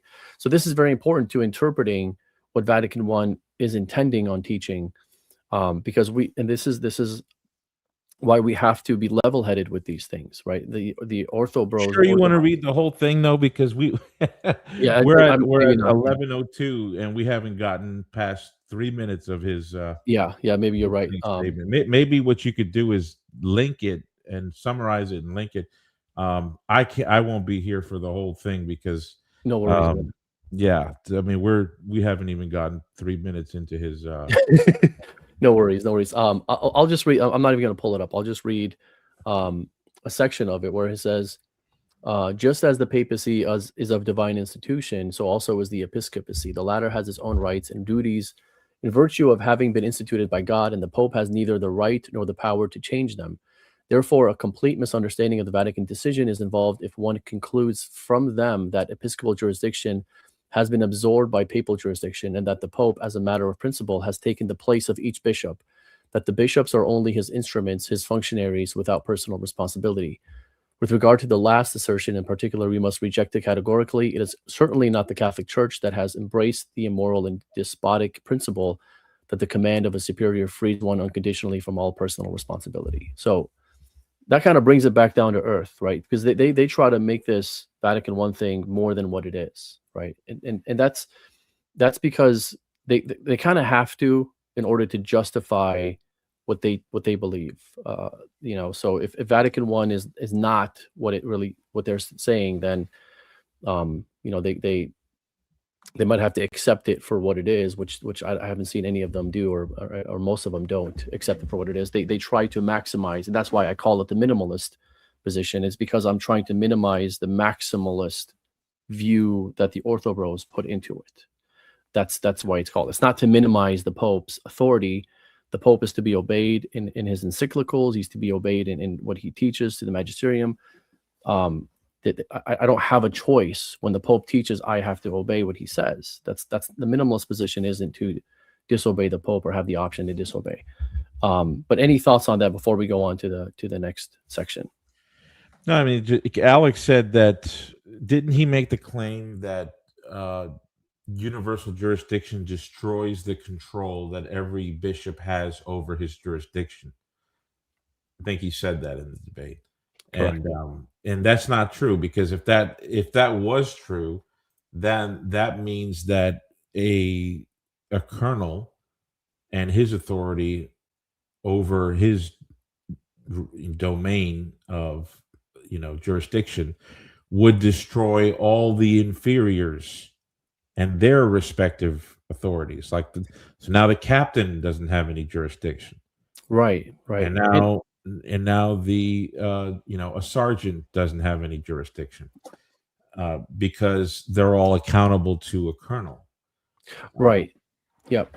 And if you take that quote at face value, then Celestine had no right to condemn Nestorius. That's right. Right. Yeah. And Pope Martin had no right to delegate John of Philadelphia to go and install bishops and clergy in Antioch and in Jerusalem. He had no right, right? And the Pope Hormisdas had no right to force the Eastern bishops and patriarchs and to teach to play around with their diptychs, right? He had he had no right. He cannot go outside his jurisdiction, right? So if you take it at face value, it makes no sense versus what we see in the First Millennium Church, where the Bishop of Rome is going outside his jurisdiction of just being the Bishop of Rome or being the Patriarch of the West, and he's declaring matters in other areas. and forcing them to accept these matters and saying, you either accept this or you're out of the church, right? That's what Pope Leo did. That's what Pope Agatho, Pope Martin, this is what first millennium Eastern Orthodox popes are doing, right? So how do we reconcile that? That's the question that I have. So, and they give their own reasons. Like I think Alex said that, oh, Pope Martin exercised some emergency powers. Well, we could just flip it back on him and say, where are these emergency powers in Canon 6 of Nicaea? Right. Where is the emergency powers according to Canon 2 of Constantinople 381? And he would say, well, it's not in there, but it's nuanced. Well, we would just say the same thing. Yes, absolutely. Yeah, exactly. And he brought up the emergency powers. And I asked him, like, on X, can you show me where the canons or any father or anybody talked about emergency powers? Like, where are these? Where is this laid out? Because now it becomes a trust me, bro situation. Or I could just say, I don't need to show you where the fathers taught Vatican I. They just taught it. It was there. That's what you're doing with those emergency powers, because you're not showing me any primary sources or even any scholars that are saying that Rome has the emergency power of defining dogma for the entire church. Forget like installing bishops in an outside jurisdiction. Forget that. I'm talking about, where does Rome get this idea that it has the authority and prerogative to define a dogma in opposition to these patriarchs that fell into heresy? It's the only patriarch left that's Orthodox. And it believes it can define a dogma and hold the church to that dogma, right? Where are they getting that? And they answer that question for us. Where they're getting that is Matthew 16. They tell us where it's coming from. They don't say it's because of emergency powers. They say it's because of Matthew 16. This is Pope Martin writing, and I have it right here. We'll look into that in a little bit. But Pope Martin is saying that I have this authority because of Matthew 16, right? Not because of emergency powers. That's not why. It's because of Matthew 16. And then the other fathers in the East are writing to the Pope Theodore, saying it's because of Matthew 16, Luke 22, and John 21, as St. Stephen of Dor would say, right? Yeah. So they give us the reasons why Rome can do this. And that reason is what I just said: divine institution, power to teach, and authority over all the churches. And the reason that Alex gives is emergency powers, which was never anywhere in the council, and nobody talked. That makes him the target of his own criticism. He's Correct. Pointing to Canon 6 of Nicaea, Canon 2 of Constantinople, Canon 8 of Ephesus, to say, look, self-governing autocephalous churches, no one can cross boundaries.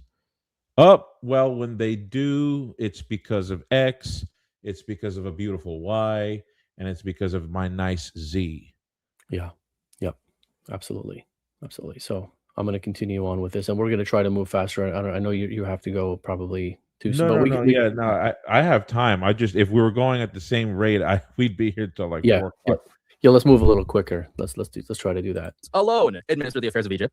Let the bishops of the East manage the East alone, and let not the bishops go beyond their diocese for ordination or any other ecclesiastical ministrations, unless they be invited. The synod of every province will administer the affairs of that particular province, as was decreed at Nicaea. Likewise, in the Third Ecumenical Council, Canon 8, we see that Antioch has improperly held ordinations in Cyprus, and the council declares that by right of ancient custom, Cyprus is permitted to do their own ordinations. That's not what the Vatican I papacy says. The same rule shall be observed.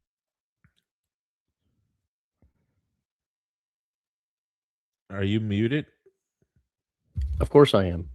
I'm gonna go back because he said Cyprus. I want to hear what he said. Unless they be invited, the synod of every province will administer the affairs of that particular province, as was decreed at Nicaea. Likewise, in the Third Ecumenical Council, Canon 8, we see that Antioch has improperly held ordinations in Cyprus, and the council declares that by right of ancient custom, Cyprus is permitted to do their own ordinations. That's not what the Vatican I papacy says. The same rule shall be observed in the other dioceses and provinces everywhere, so that none of the God-beloved bishops shall assume control of any province which has not heretofore, from the very beginning, been under his own hand or that of his predecessors. Now, note that under the Vatican I papacy, Rome is doing literally the exact opposite of what this canon says to do. All of the ancient jurisdictions have lost control of their jurisdictions. Over 8,000 men have permanently broken free from the P word by watching one single video training that you can actually watch by clicking the link below. Okay, so now let's talk about that. We pretty much addressed that, but I just want to make a point in the Ephesus 4, because he's quoting from Ephesus 4:31, which is ironic because that whole council is about Pope Celestine judging the Patriarch of Constantinople. Right. Before that council even was held, no one had an issue with Pope Celestine judging the Patriarch of Constantinople, right? Nobody had an issue with that. Say Celestine didn't have an issue with that. And then the what's it called? John of Antioch didn't have an issue with that. And so you have three patriarchs: Patriarch of Rome, you have the Patriarch of Alexandria, and the Patriarch of Antioch, who all thought that it was okay for Rome to judge another patriarch outside his jurisdiction. So how does he reconcile that with the canon that he's showing at the very council that he's quoting from, right? I think what he would say is, well, everyone kind of agreed to gang up. Yeah, but that's not what the if you look at the primary sources, the letters going back and forth, that's not what's happening. Oh yeah, right? of course, right. That's not what's, again, that's reading your own reading your own Yeah. paradigm or whatever back into the fathers. But if we actually read, because he'll say that Ephesus was starting from scratch. They're throwing Pope Celestine's excommunication ultimatum in the trash, and they're starting from scratch. That's what he would say. What did Saint Cyril ask Pope Celestine when a council was being discussed? Right. Yes. He asked them. He asked them whether they could if a council that condemns what Nestorius teaches could receive him. Yes. Right. So why is he asking that question? He's asking that question because obviously he thinks that Pope Celestine could excommunicate the patriarch outside his jurisdiction, right? So that right there is devastating to the very thing that he's quoting. But now we get to the St. Augustine quote, which is what I guess he's waiting for us to answer. So I'm going to play this real quick. As for the claim that the Apostolic See is immune from review, St. Augustine and Pope Leo II, they both side with me.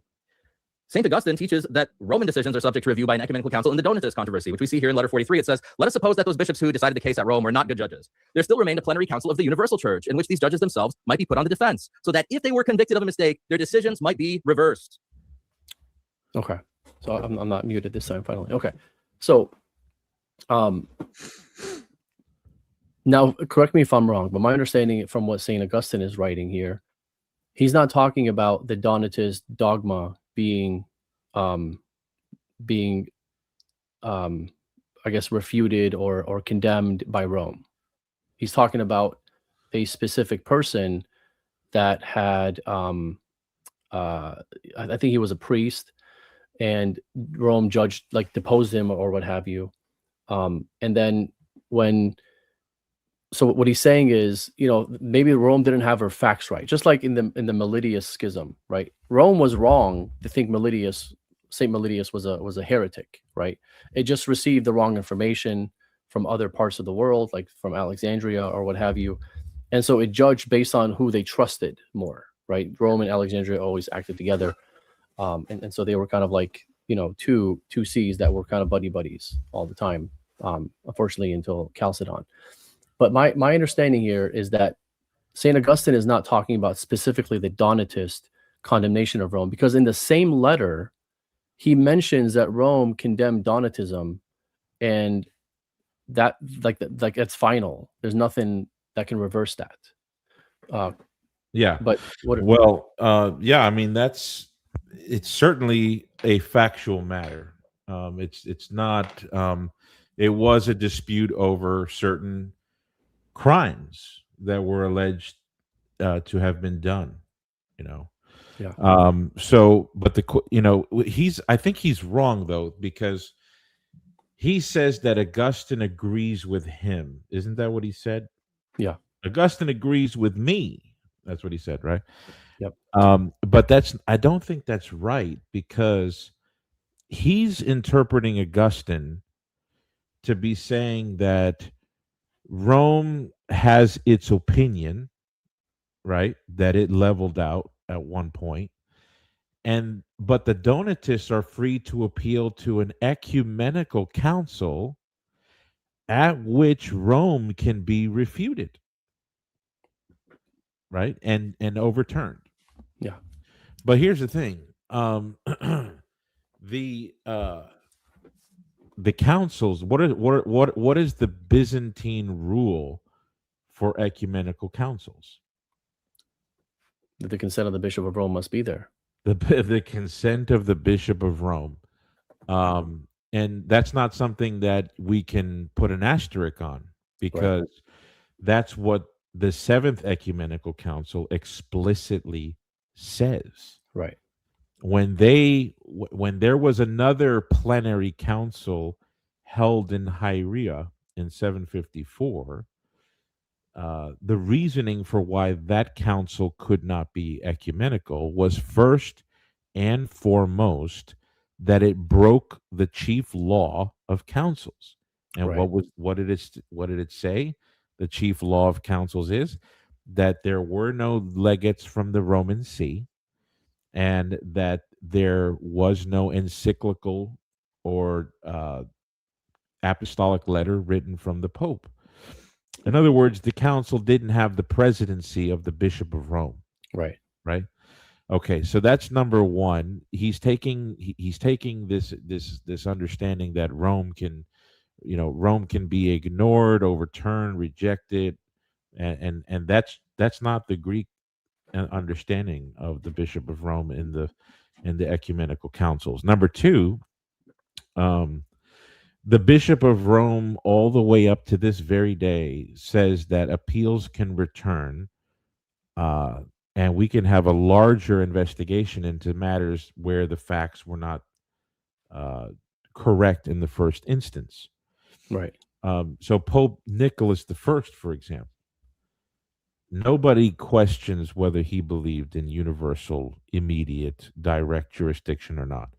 I mean, you read all the scholars on Pope Nicholas I, and all of them agree. Yep, he's right around the time with pseudo Isidore, and he's making claims to have the power to do this and to do that anywhere in the church. Okay, well, even that Pope said that certain decisions made by the Apostolic See may be incorrect when it comes to disciplinary matters. Right. Right. And so Rome itself could organize or be in attendance to a larger council. And of course, the law it's kind of like, I mean, Alex is a lawyer, right? So can anything go higher than the Supreme Court in the United States? I mean, I don't know. I'm not a doctor in jurisprudence, but Right. The Supreme Court is the Supreme Court, right? But can the Supreme Court end up correcting itself, Right. identifying a what's it called when justice is impeded? A mistrial, or can the Supreme Court itself make amendments to its own rulings? Right. Absolutely. Yep. So again, we're going back to Augustine, where on the face of it, it sounds like Augustine's just saying, look, what if there weren't good judges at Rome at the time in 313 when Pope, I think it's Miltiades, judged the Donatists? They could always appeal to a plenary council, and the judges. It sounds like we can ignore Rome. Like Rome is subject to review. That's not the Eastern Orthodox understanding of the primate of councils. There may be a review that is necessary based on the facts of the situation. Correct. Rome admits that to this very day. Yep. So this is a matter of facts. Like let's see if our facts are right here. Because for him to say that this contradicts the Catholic Church, is preposterous, because not like you said in the first millennium and for us today, you can't have an ecumenical council without the ratification of the Bishop of Rome.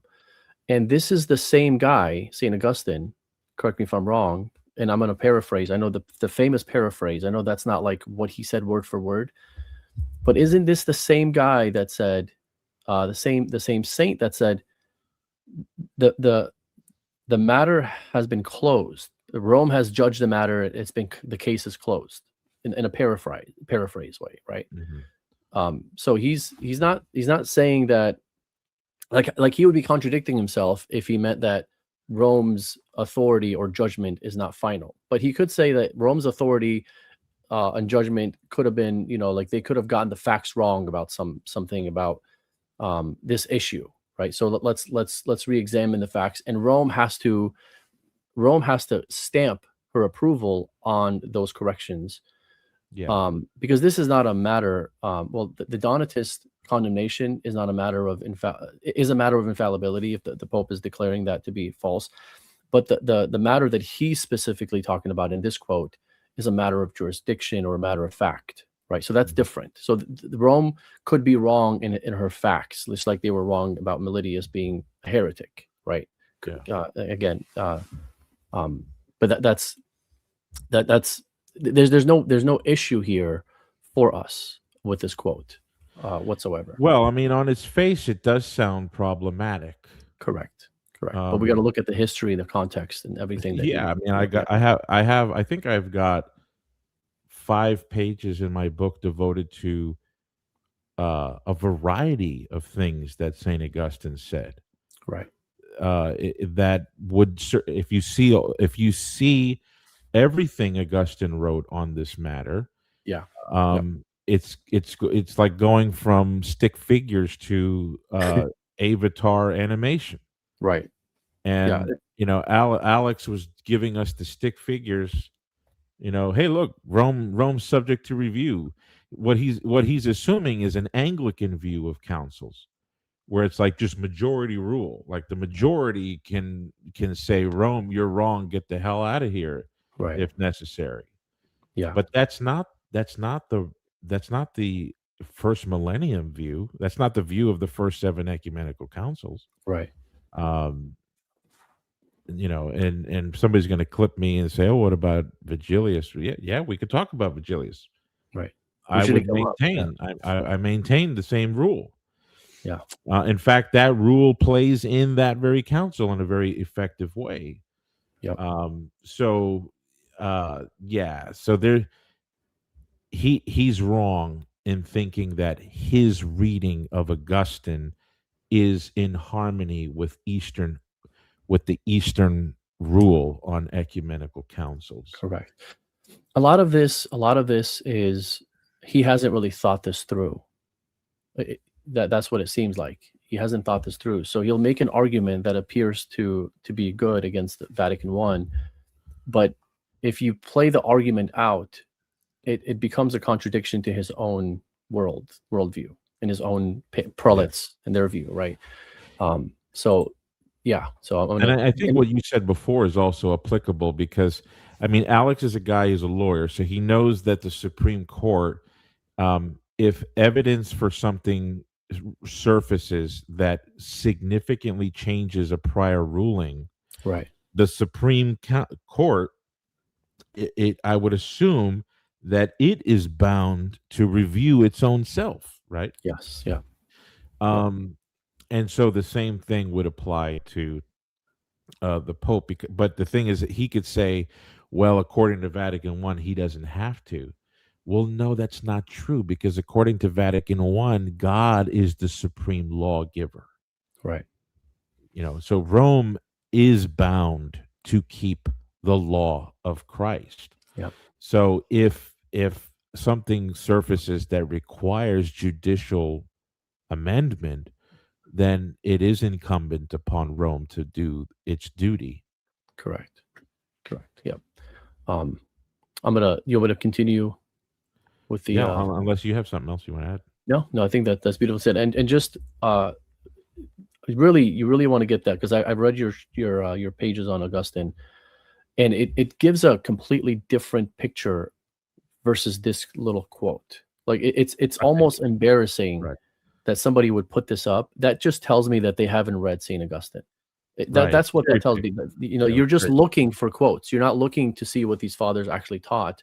You're just looking for things that disprove the papacy at this point.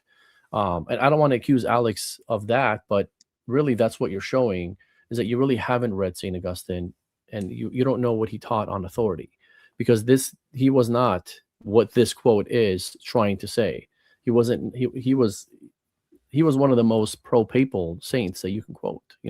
When I read him, I'm like, wow, like this, like how does anyone look at this guy and say that he didn't believe in at least some sort of Vatican I ecclesiology, right? Yeah. So, but let me continue on here with this video. I'm gonna see if I can play it longer, and then we can deal with things, Okay. if possible. I literally can't think of better, more explicit writing to show that the decisions from the See of Rome are subject to review by an ecumenical council. The only thing that might be better is to hear it straight from the mouth of a pope, right? So here we have a quote from Pope Leo III. He says, this is in his dialogue with the Franks, by the way, who were trying to convince him to insert the filioque into the creed. He says, if the ecumenical councils considered the filioque, why did they omit it, or why, having omitted it, did they prohibit anything else from being added? See how I feel toward you and your people. I shall not say that I prefer myself to the fathers, and far be it from me to count myself their equal. Can you get any more clear than that? I don't think so. Well, I lied. So let's talk about this, because you had a quote that you provided, or you showed me. Was it from papal legates at the Council of 869 or 879? Which one of the two councils? Do you want to talk about where he says, like, we have the right, we have the right to interpret the creed? Yeah. Talking about, That's Pope Stephen V. Yeah, Pope Stephen V. Pope Stephen V. And was he in the first millennium? He was. Yeah. So he was their guy. Okay. So this is an Eastern Orthodox. Yeah, he would be a member of the Orthodox Church, according to Alex. Yeah. Yeah. It's just like Pope Leo III was, right? Right. But if you can you paraphrase what that quote is saying? Pope Stephen V. Well, to be honest with you, what I'd like to do is show some quotations. Sure. Yeah, the floor is yours. Let me get your. Yeah. Here, let me. If you could give my presentation again. Sure. Let me remove this one. On Leo III. Okay, so we're back. Yep. Let me. Let's see how I can get out of. Yeah, so let's go down to this fellow here. So Father Vladimir Gute. Is their guy? Yeah. This is one of the go-to sources of many Orthodox apologists online. I've never heard one of them say, don't read them. I mean, even conservative Eastern Orthodox apologists who are not of the ortho-bro type, the ones that are more scholarly, they're rational, they'll even say, yeah, read it, be careful with it, but yeah, go ahead and read it. And this is what he has to say about Pope Leo III, because Alex is talking about Pope Leo III, who I believe is a saint in the Orthodox Church. If anyone were to read Alex's quotation and come away thinking that Leo III was against the doctrine of the filioque, because he's the famous pope that had the filioque, the creed without the filioque, put on shields at the Vatican or at St. Peter's, right? And but that's no historian takes that serious. In fact, the source that he quotes from, that he gets this English translation from, I think it's called Rome and the Carolingians, or I can't remember the title of the name, but Photius and the Carolingians. Yeah, even him, I think the author, even he admits that Leo III believed that the filioque was divinely revealed and taught by Jesus Christ, and that if you rejected the filioque doctrine, you're not a Christian. Okay, so that's, if anybody wants evidence for that, I can give that later. Right. Number two, the quotation does talk about the addition of the word or the clause filioque into the creed. And Leo does, on his face, Leo does seem to be saying that he is not equal with the church fathers or the councils that the ecumenical councils that came before him on this matter. And so it almost looks like, okay, well, Leo the Third is basically saying that he's inferior. He's inferior. But anybody who has studied the pontificate of Leo the Third knows that Leo the Third was involved in certain controversies in the West with the Frankish court. And he's one of the clearest voices to the truth that the Roman See cannot be judged by anyone.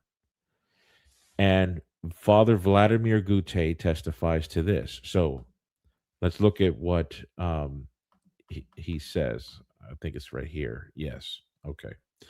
Father Vladimir Goutet says the following on page 269 of his book on the papacy. He wrote it to refute the papacy. He's an Eastern Orthodox convert from Catholicism back in the 1800s, and he wrote this famous book on the papacy to refute it. This is what he says about Leo III. He says, quote, Charlemagne, having come to Rome as a patrician of that city, assembled a council to judge the Pope. But Leo was sure beforehand that he would prevail. He had received Charlemagne in triumph, and the powerful king was not ungrateful for the attentions of the pontiff. The members of the council accordingly declared with one voice, we dare not judge the apostolic see, which is the head of all the churches. Such is ancient custom. According to this new code of a new papacy, the apostolic see, which could judge all, could not be judged by anyone, or could be judged of none, meaning no one else could judge Rome. Rome neglected no chance to establish this fundamental principle of her power, of which the inevitable consequence is papal infallibility and even impeccability. Thus was the Roman Empire of the West reestablished. Rome, who had always looked with jealousy upon the removal of the seat of government to Constantinople, was in transports of joy. The papacy, pandering to her secret lusts, was now invested with power such as she had never before possessed. The idea of Hadrian, that's the Pope during the Seventh Ecumenical Council, the idea of Hadrian was achieved by his successor, Leo III. The modern papacy, a mixed institution, half political and half religious, was established. A new era was beginning for the Church of Jesus Christ, an era of intrigues and struggles, deposit and revolutions, innovations and scandals, close quote. Okay, we could stop. You could take the screen off. Sure. So anyway, I don't want to go into all the details, all the documents about Leo III. So what I just did here was I went to one of their champion apologists and got his summation of Leo III's pontificate. And what did we see from it? Right. He claimed that the Roman See could not be judged by anyone because he is the successor of Peter, and because of that, he is the head of all the churches. No different than what Pope Galatius said. It's no different than what Pope Galatius said, but what I'm trying to say is that Alex Sorin puts this quotation of humble acquiescence. And we can interpret that as honorific language. He's just trying to be humble, like Right. Pope Francis saying, "No, far be it from me to change anything that my predecessors changed." But when it came to brass tacks, like, no, look, Charlemagne is coming with police, and he's going to judge the Roman See. He's going to judge the Pope for accusations of crimes, and they turn around and say, you cannot do that because of this theological maxim that he occupies the throne of St. Peter. Yeah. And he's untouchable. So anyway, what I would say about the quotation from that Alex provided, I would say, given everything we know about Pope Leo III, I would say he was expressing humble acquiescence to the rule of his predecessors. On its face, if you look at it by itself, does it look like Leo III is contradicting Vatican I? Yeah. But if you read everything he said, everything he did, even according to a champion Orthodox apologist, Right. he says that Leo III established basically the modern papacy that leads to infallibility and impeccability. Now, Right. do I think that Goutet needs to be believed and followed? No. But what I'm saying is, here's their guy, right? He kept saying Dvornik is your guy. Why don't you Right. believe your guy? Right. Well, here's Vladimir Goutet, a man who is recommended by almost every Eastern apologist I know, Eastern Orthodox apologist I know.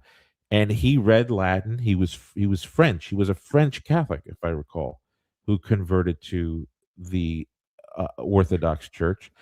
He knew he could read French. There was a lot of sources in the patristics in French. He read Latin.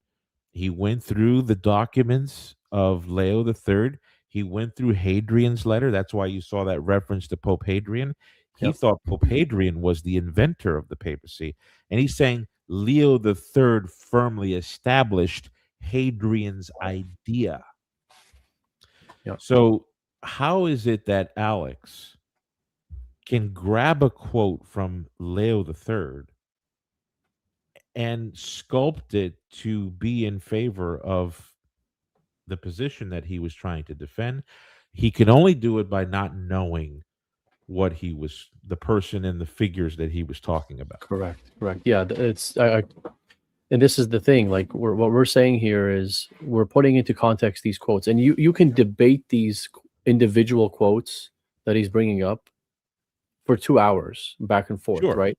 And what you'll see is these people that he's quoting, Saint Augustine, Pope Leo, and these canons, they don't play out the way he's interpreting them.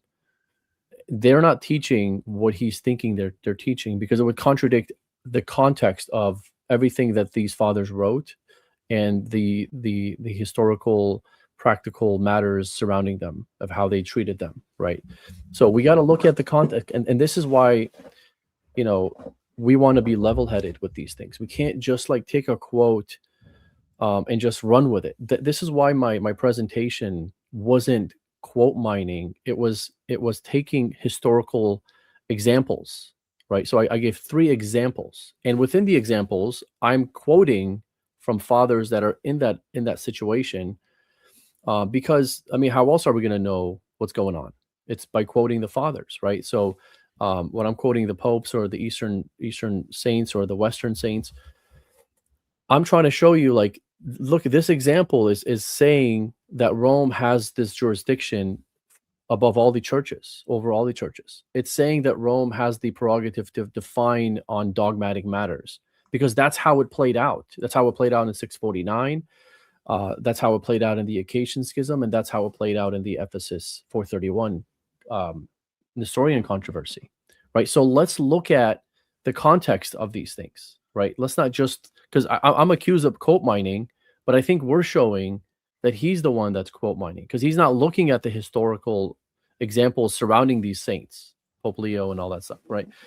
And another thing that and I think the reason why he's bringing up that quote is because he was under the impression that the popes today believe that they can just make up new doctrine that's in contradiction to the fathers or in contradiction to the faith of the church, right? Oh, interesting. I thought he was just pointing out the inability to add the clause. It is the inability to add the clause, but he's also coming into this debate thinking the Pope can add these new doctrines because Gotcha. in the back and forth, he didn't know that Vatican I taught that specifically says, for the Holy Spirit was promised the successor of Peter, not so that they might by his revelation make known some new doctrine, but by his assistance they might religiously guard and faithfully expound the revelation or deposit of faith transmitted by the apostles. So he didn't know. So he's coming into this debate without realizing that he's debating against a straw man understanding of the papacy, right? Yeah. And that's frustrating because I thought he understood it, because him and I have had correspondence on private chat where I've sent him like 15, 20 minutes of audio on private chat and explaining what our position is, right? And so I was actually shocked that he came in here with this garbage, so to speak, this straw man. Interesting. That was actually a surprise to me. I didn't think he would. I thought he was going to go into saying, okay, cool, your whole infallibility, the minimalist thing, I'll let you have that, but what do you do with universal jurisdiction? Yeah, that, and this also plays into the role of honorifics too, because and hopefully we can talk about that at some point, but Leo the Third he said he was immune from judgment from any of the inferiors in the church. correct. That can't be based off of a non-reality. You can't base a reality off of a non-reality. So immunity from judgment, that's one law. And he based it on the fact that he was the successor of St. Peter. Yeah. That can't be a non-reality because the law against judging the Pope is real. Correct. And it's got to be based on something that's real rather than unreal, which is one of the indications in the context that this can't be an empty honorific. We'll talk about that more. Yes. Yeah. Let me see. Okay, let's go to the video. Let me share my screen again. Stage. Okay, let's play this. Nonetheless, these two errors of unlimited ordinary power and immunity from review were present in the Roman Church already by the time Vatican I was convened. Pope Pius IX had a unique contribution to the Vatican I Council, and that is the doctrine of papal infallibility. Indeed, papal infallibility is the pearl of Vatican I, and it deserves its own special treatment. While I'm sure tertiary topics may come up in the cross-examination and in the open discussion, the doctrine of papal infallibility will make up my case in chief today, and here it is. The doctrine of papal infallibility as defined in Vatican I doesn't exist in the First Millennium Church. It is made up later. Vatican I says that the Pope is not required to get the permission of the bishops, nor is he required to get the advice of the bishops. In fact, the Pope may speak infallibly as an executive for the entire College of Bishops without advice and without approval. Therefore, nothing stops a Pope from speaking infallibly except himself.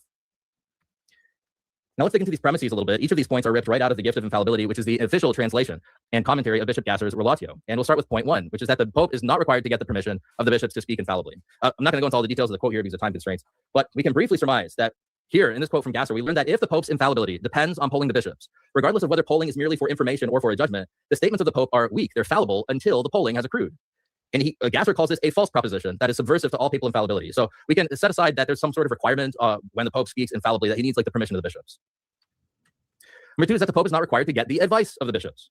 So summarizing here again, Gasser teaches us that consultation of the bishops to obtain what the sense of the churches is, that also is not necessary to speak infallibly. And he says right here in the second sentence, it can happen that there be so difficult a case that the Pope thinks it's necessary for his own information. And who decides whether it's necessary? The Pope does.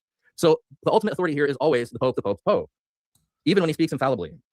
So whether the Pope consults the bishops and seeks their advice is totally discretionary. Point 3 is that, in fact, the Pope may speak infallibly as an executive for the entire College of Bishops without advice and without approval from the College of Bishops. And in the commentary, Father O'Connor states this explicitly. He says that a papal definition of faith in some way is a collegial act, but by way of an executive decision. The Pope individually is able to act for the entire College of Bishops in such an act and do so without previous consultation or subsequent approbation. Which is funny because that paragraph right here proves everything I'm saying. Right. It's a collegial act. So that Yeah. means he's defining something that's going to have the backing of the church behind it, or the backing of the bishops behind it. Yeah, he's singing our music here. Yeah. So it's like you're quoting, like right here, this whole thing is what I'm saying, that it's a collegial act, but you're looking for me to show you an autocratic act. Yeah, he didn't see that. Well, he read it, and he kind of like read it really fast. Yeah. Well, it is sped up here, but even I remember him reading it like kind of like just like, let's just get through that. But that shouldn't. I think what you're saying is that he shouldn't have included that line in here, right? Yeah, he had Right. too much tunnel vision. He didn't see that part. Yeah. So that right there, like it shows that my burden of proof is to show the papacy being collegial, like where the Pope is working with his bishops, where it's not autocratic, where the Pope is working against the bishops. That's what they want us to show, right? So Right. that right there, I think he shot himself in the foot when he quoted this, unfortunately for him. But let's keep going, because all the stuff that he's saying, I agree with. The Pope doesn't need permission. You know, I've been saying this. They just don't know what I've been saying, because they don't really listen to what I'm saying. They kind of just assume, right? Right. But I've been saying this whole everything that he was showing there, that the Pope doesn't need permission. He doesn't have to poll the bishops, but he's taking Gasser out of context, because what Gasser is talking about putting that into the definition of Vatican I. He's rejecting that we have to like put this in the definition of the consultation matter. He's saying, Gasser saying, look, we agree that ordinarily speaking, and there's a relative necessity for the Pope to consult the church before he acts, just to see what the faith of the church is, not to get permission. We agree with you on that. He's talking to the minority fathers, but we just can't put that in the definition, because if you put that in the definition, then we're affirming Gallicanism, because Right. Gallicanism makes that a requirement. Right. It's an absolute requirement. But Vatican I is saying it's a relative necessity. If the Pope needs to do that to get the information of the church, but he doesn't have, if he already knows what the church believes, he doesn't need to go and waste time polling anybody, just like I gave the example of JP2, female ordinations. So this is what we're saying, this quote. So now my burden of proof is to show what this line is. That's my burden of proof, which is what I did in the whole debate, right? So the three examples I gave suffice for what this Father O'Connor is saying here. But do you have any thoughts on that before I continue? No, that's good. You guys, I cannot get over how good these Wagyu steaks are. Seriously, they're buttery, tender, melt in your mouth, delicious. Therefore, nothing stops a pope from speaking infallibly except himself. The late Georgetown University professor and Roman Catholic clergyman John O'Malley, a preeminent authority on the Vatican I Council, makes this clear in his discussion on the first ever supposedly infallible statement of a pope, which, as a surprise to absolutely no one, was issued by Pope Pius IX. O'Malley teaches us that though Pius IX consulted widely among the bishops in the document, he never stated or in any way suggested that he was acting with their consent.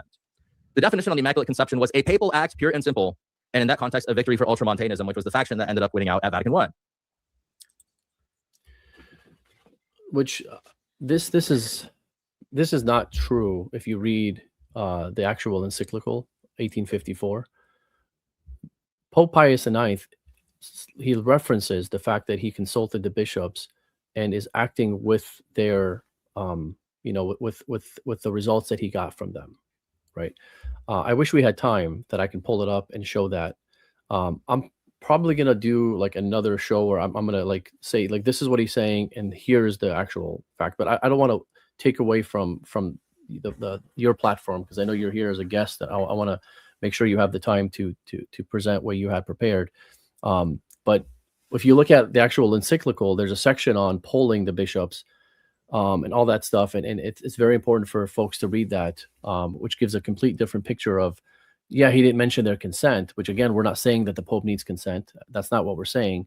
But the Pope did consult the bishops, and he did get their advice, and he did see what the church believes before he acted. So any thoughts on that before I go into the... No, I was surprised that I didn't. O'Malley's not my favorite historian to begin with, but I don't need to go into that. But that's your guy. That's your guy. So I ask you, Elijah, please show me this teaching in the first millennium. This teaching specifically, show me in the first 1,000 years the doctrine of papal infallibility promulgated by Vatican I, where the only impediment to the Pope issuing an infallible statement is himself. It's not there. Elijah's task tonight, dear viewer, is to show us how the papacy of Pius IX is the same thing as the papacy in the first millennium. However, this is an impossible task. Let's not kid ourselves. These two things are in no way alike. Pius IX was a king. He had an army. He issued currency. He put his face on it. He had servants dragging him around in a chair. Pope Leo and Pope St. Gregory the Great, they said that clergy cannot mix with the temporal powers of the world. They say this expressly in their letters. They'd be disgusted at this kind of papacy. It's not the same thing, not even close. The doctrines of unlimited ordinary powers for the Pope, immunity of the Roman See from judicial review, and especially the doctrine of papal infallibility are simply not present in the first millennium church. Therefore, no amount of looking for these doctrines will reveal them, especially the heresy of papal infallibility. Now, I couldn't even find literally even one Roman Catholic scholar who says that Vatican I did not change the church. All of them say that Vatican I was a change and in fact caused a domino effect of changes.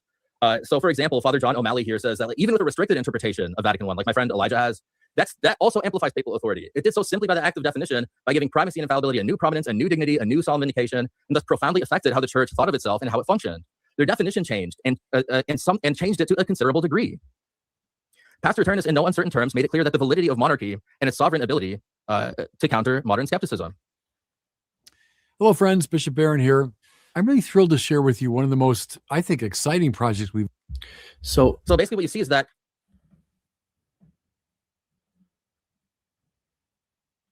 I think you might be muted. Of course I am. I really want folks to get this book and read the context of what O'Malley is saying, because it's not the narrative that he's giving. The context. He's taking this out of context. O'Malley is talking about something completely different than what Alex is trying to fit into his box. And again, we're at 2 hours and 60 minutes, and I want to be fair to Eric, because I really want to get into the honorifics. That's the part I'm trying to speed into, because that was a big part of his argument. So I'm just trying to kind of commenting on these real quick. I'll probably do another show where I'm going to look at these quotes and I'm going to put them in context for you guys, and we're going to read them together and see that that's not the narrative that O'Malley is giving. That's according to what the council is teaching. It's a narrative that the council caused the faithful to have this type of understanding of the papacy, this devotion, this maximalist understanding. But that's not necessarily what the council is teaching. And O'Malley specifically says that this is not what the council is teaching itself. It's just what the results were from the council, if that makes sense. There's a distinction here.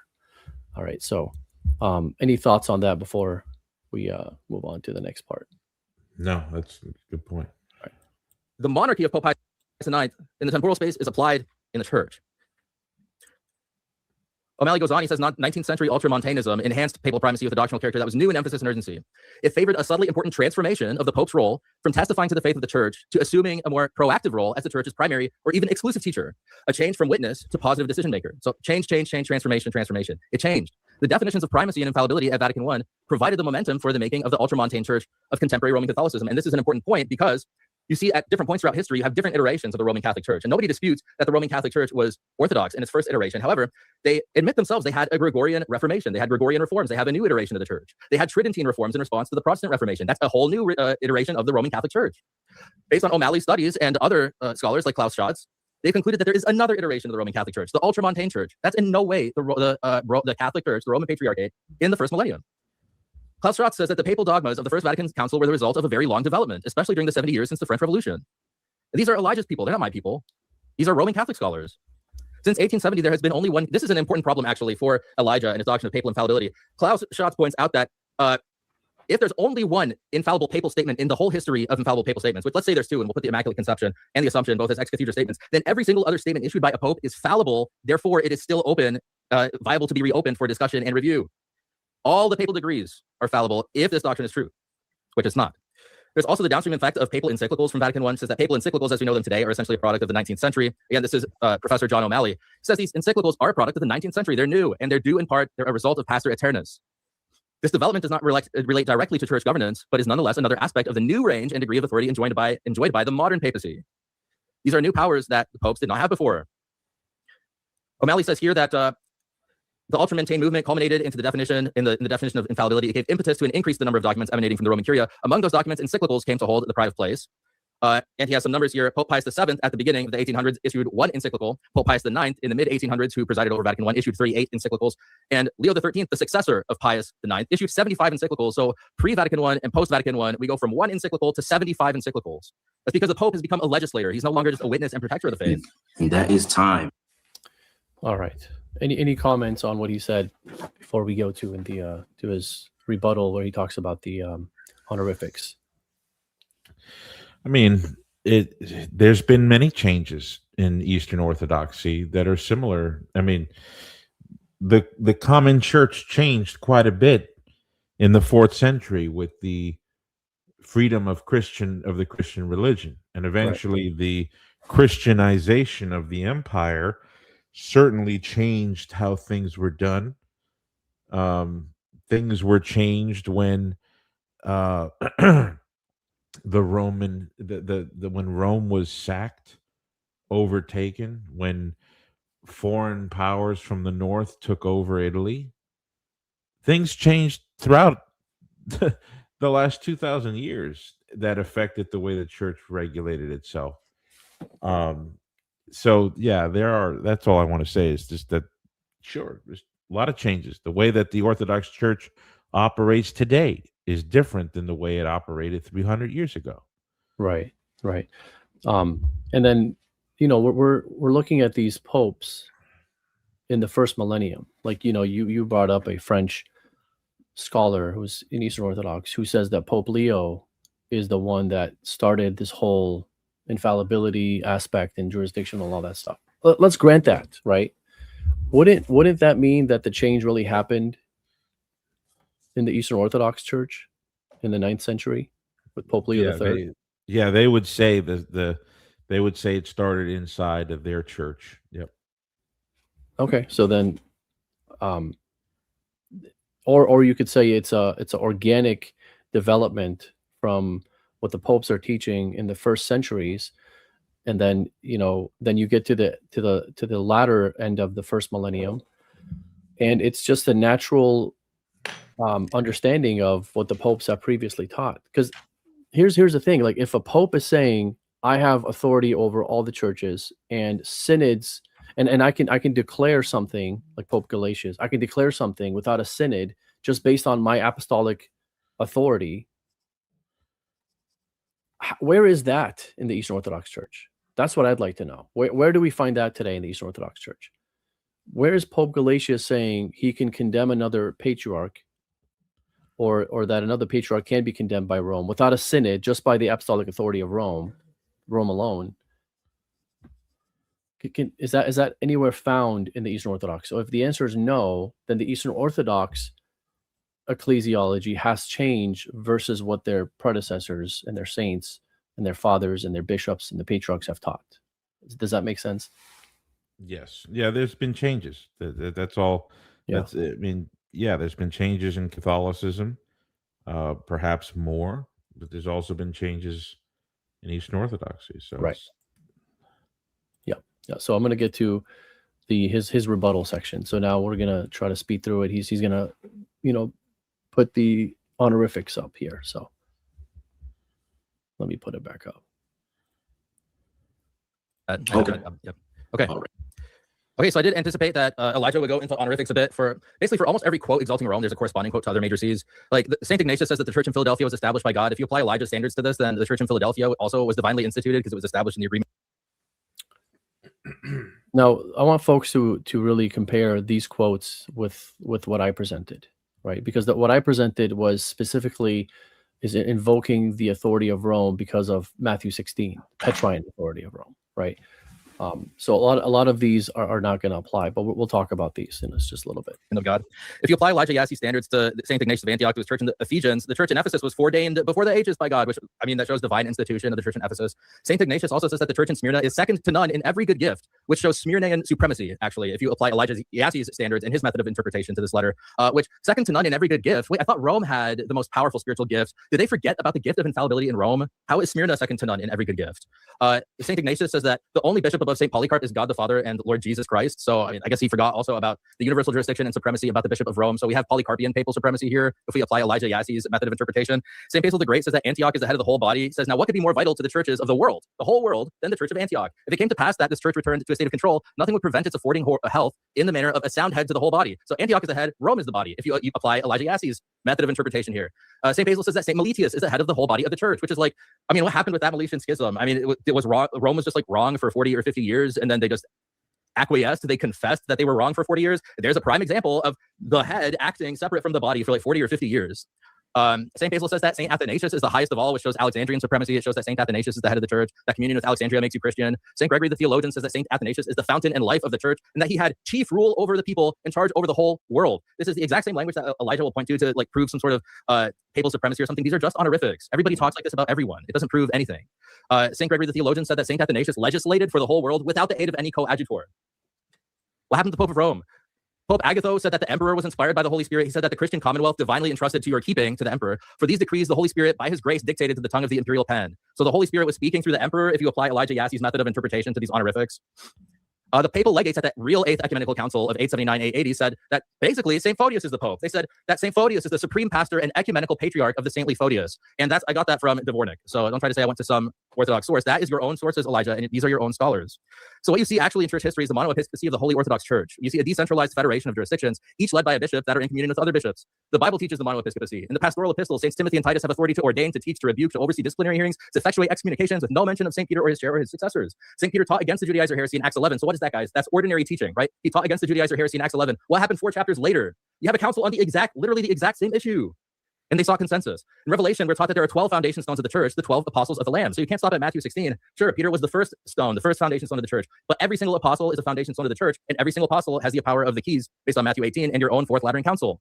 St. Cyprian teaches that each bishop is a Peter. He applies Matthew 16 to every single bishop, not just the Bishop of Rome. And he says from this principle, ordination logically flows to each bishop, that the church is founded on the bishops, and every movement of the church is steered through the governance of those same presiding bishops, plural.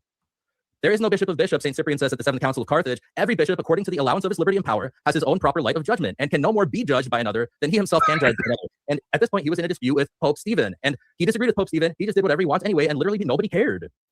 Nobody cared. St. Ignatius taught the monoepiscopacy. He said that if you're with the bishop, you're part of the church. He didn't say anything about the Bishop of Rome. St. Jerome taught the monoepiscopacy, and specifically, he said that, like, look, it is not the case that there is one church at Rome and another in all the world. Gaul and Britain, Africa, Persia, India, and the East worship one Christ and observe one rule of truth. If you ask for authority, the world outweighs its capital. Gee, golly, that shows that an ecumenical council outweighs Rome. That's what Jerome taught. That's what Augustine taught, because he never addressed my Augustine quote, because that's the system level defeat.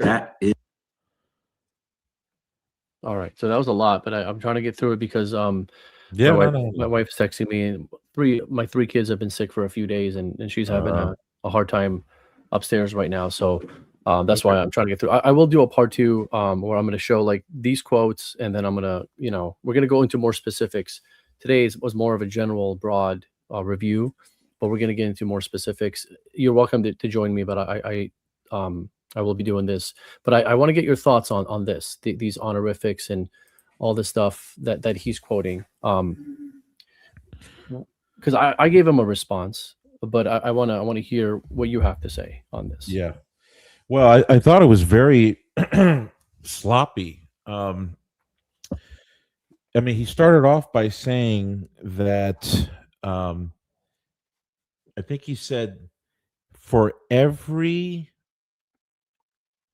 claim to papal authority based on divine institution, there's a corresponding one to another patriarch.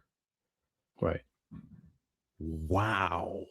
I mean, that is just that's an immense claim. Yes. And then he also said these kind of things are said by anyone to any other, to everyone. So let's talk about honorifics, right? Because this is a fair topic. Anybody who's watching is going to say, well, he's got a point, Eric. I mean, you've got all these statements being said to these different people. What do you have to say about that? Well, honorifics, we use honorifics all the time. Today, it's the same back in the day. If you have, if you have somebody who is particularly skillful in something, you will call him something that would make it seem like he's the best at something, like Right. Mike Tyson. Mike Tyson, they called him Iron Mike. Well, nobody thought he was a walking piece of, iron metal, right? But there was something to the statement. Right. He knocked everyone out, right? So sometimes honorifics are empty, sometimes they're half full, sometimes they are flat out literal. Right. Okay. They would be empty in an example like, um, where, a judge in a courtroom is known by certain people without proof to be a rapist. Okay. Right. And they still have to call him your honor, or these are just pleasant, not pleasantries, but it's an empty honorific. We know this guy is completely, he lost all honor, but we call him your honor. It's a completely empty honorific. But when are honorifics literal? That's the question. When are they literal? Because he admitted And himself. Sometimes honorifics are real and sometimes they're not. He admitted it right. himself. Yeah. And the easiest way to tell when an honorific is literal, and I'm talking about not empty or half full, I'm talking about literal, is when something has to be imposed against the will of another. That appeal to whatever it is that gives legal ground, legal right to do so, cannot be unreal. It can't be half real. It's got to match what's being said. So for example, if you get an eviction notice next week on your house, on the house that you're renting, and on the eviction notice it says you have 90 days to get out of here because I'm the successor of the legendary Apostle Peter. I mean, that's empty. That doesn't exist, right? I'm trying to impose a real law. I'm trying to impose a real restriction based off of a legend, based off a myth, based off a fairy tale. You can't impose a reality on a ground that doesn't exist in its full, right? Right. If you fire somebody from their job, I can't just walk into IHOP and because I'm unsatisfied with the service say, "Hey, you waitress, you're fired."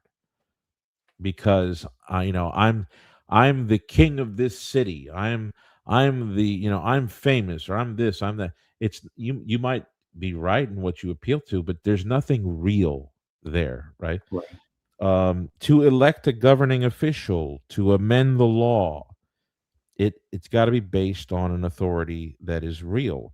So some of the things you referred to were times when the honorifics had to be literal, Right. right?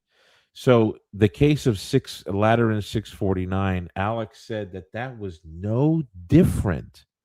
This guy said that it was no different than Basil calling Meletius the head of the church. Yeah. No different than Saint Athanasius standing up against the world. Yeah. Right. But look at the contexts here. Antioch was suffering from Arian oppression.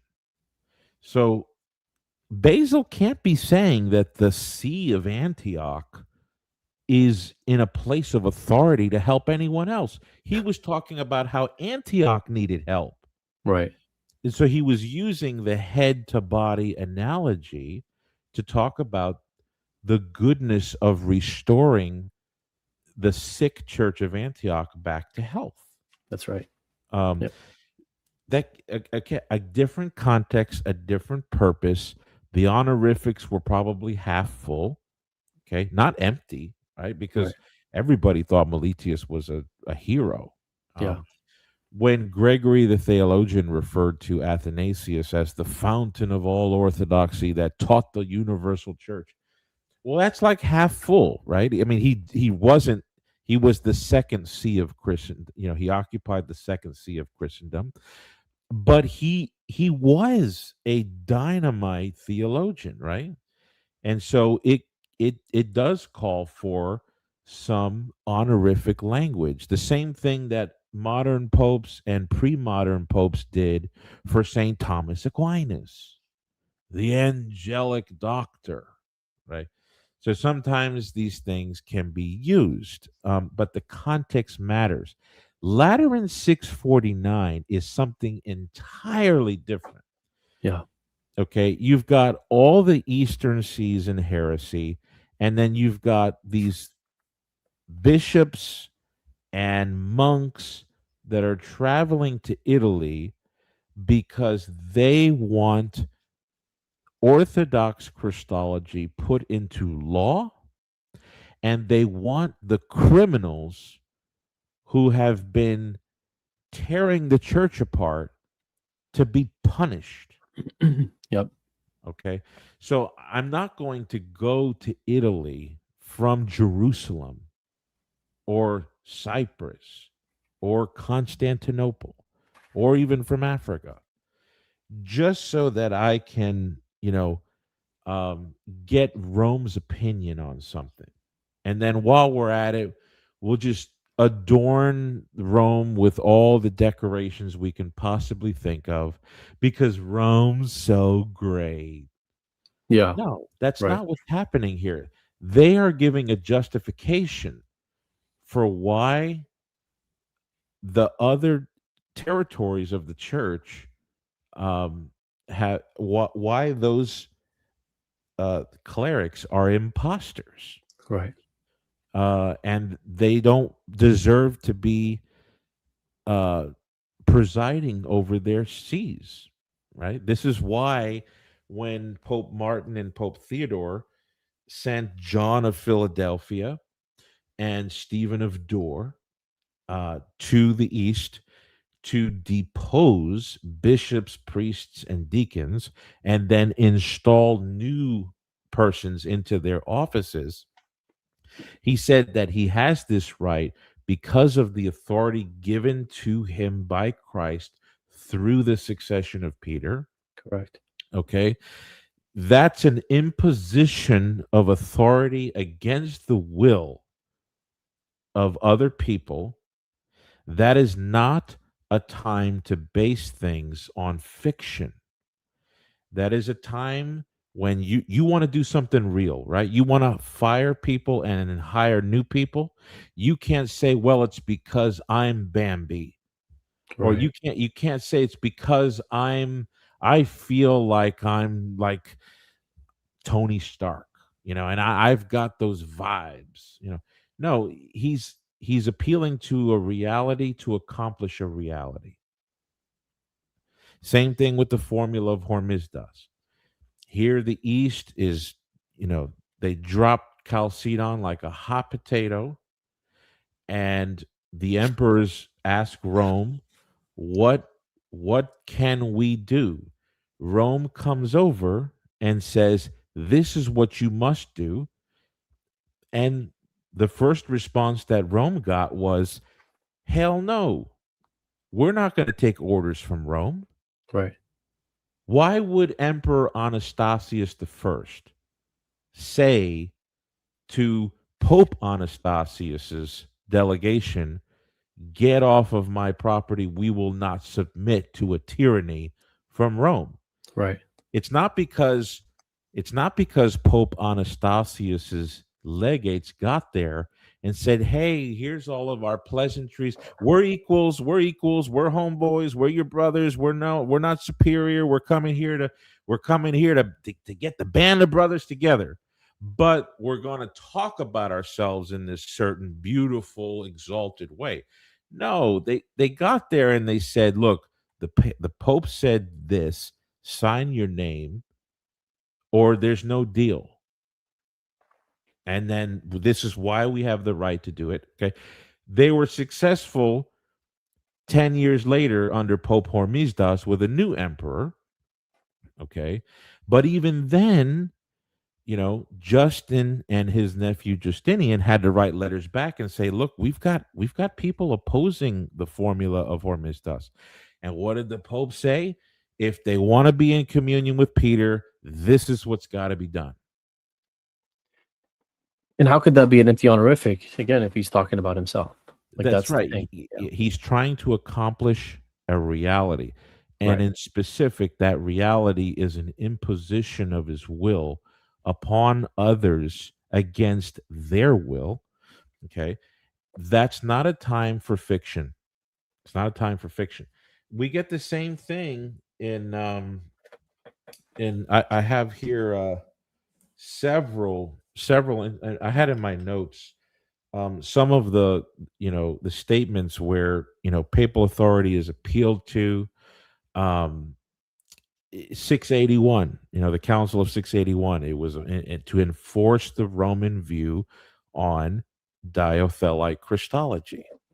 Okay, so how do you tell the difference? Honorifics can be empty. Yes, they can be. So when Ignatius says that the Church of Smyrna has every good gift, what does that mean? Does that mean every one of the members of the church at Smyrna are sinless? Yeah, I couldn't believe you brought that one up, but that's Yeah. just what we're dealing with. Right. Like you said, sloppy. Yeah. It's very, very sloppy. And so I know you're limited on time. Maybe if we could do this another time. I actually have a slew of scholars who talking about the Lateran Council. Yeah. I And really wanted to get into that, but yeah, I didn't think we would go 3 hours and not get into the Lateran Council. So I would love to do a part 2 if it's okay with you, because yeah, I know my kids are really sick. yeah, And yeah. No, I get you. my wife's texting me like, when is this going to be done? And I'm like, just give me a few minutes. So Yeah. no, because I have so much stuff that I wanted to present, but it just time flies. Like, so It does. wasn't able to get to it because I'd like to look at the honorifics more, and I'd like to get into 649, what they're saying and what the scholars are saying, right? Their own Yeah. scholars, right? And Their I'll own get into that. scholars. Yeah. Absolutely. And there is a gentleman I have to mention. He has a YouTube channel. He's an up and comer Catholic who's going to be doing apologetics. His YouTube is called Dialectica. You know this individual. I'm not going to say his name. He doesn't want to be mentioned. Dialectica. So I'm going to put it on the check him out. So he's given me some scholars as well to look at, and I was going to read those, but we're going to save that for part 2. So make sure you subscribe to his channel. He's really, he knows the stuff. He's really good. And I wanted to mention that before the show because I promised him that I would mention his channel. I've talked to him in private. He's a really cool dude. But yeah, no, this is, I think this is a good time to put a pause. And the second part is going to be what folks are really like. We're building up for part 2. We didn't mean to do a part 2, but it's going to have to be. That's where it's going to be a lot of the stuff where here's what Alex says, and here's the history to put that in context. And we did that with like a few things, but we're really getting into that with 649, the 649 and the 431 controversy that, he's giving a narrative that's not there on both occasions. And we're going to talk about that. And then we're going to answer the question of, if 649 was sufficient, then why did we need an ecumenical council in 681? We're going to answer that question as well, because there's an answer to that. Like you say, it's a good question, and it is a good question, but there is an answer to that. Again, if you just look at the primary sources, they answer it for us, right? Yeah. And sometimes these guys will say, "Oh, look at this! It took 3 hours." Well, here's to be fair, the Eastern Orthodox arguments against the papacy are like back in the 90s. If you were in a band, and you were traveling your keyboard and the speakers, you'd get wires tangled up all the time, right? It's like every small argument from an Orthodox or Protestant is often this huge tangle of wires. Before we can even get this machine going, we got to untangle the pre-existing knot. Yes. And that's what really presses the time. Yes. And we, we're going through the primary sources, and we're going through the scholarly sources and stuff like that. This is not a show of clout chasing, right? This is not for me to like. You can see like Eric and I are talking, and we're probably boring the crap out of people, right? Because I don't care about doing this to get subscribers, or It's those 5%, like we said at the beginning. We're really talking to those 5%, because everybody else, those ones that are just looking for this WWE fight, they want me to come in here and just start dogging on Alex. I would much rather have a fruitful relationship with Alex, like a relationship of like brotherlyhood. I'd much rather have that. Unfortunately, it didn't pan out that way, because again, like if somebody is lying about what I'm saying, if I'm correcting the record and you continue to say, no, this, you don't even delete your tweet or tweet something and say, I apologize, I misunderstood something, right?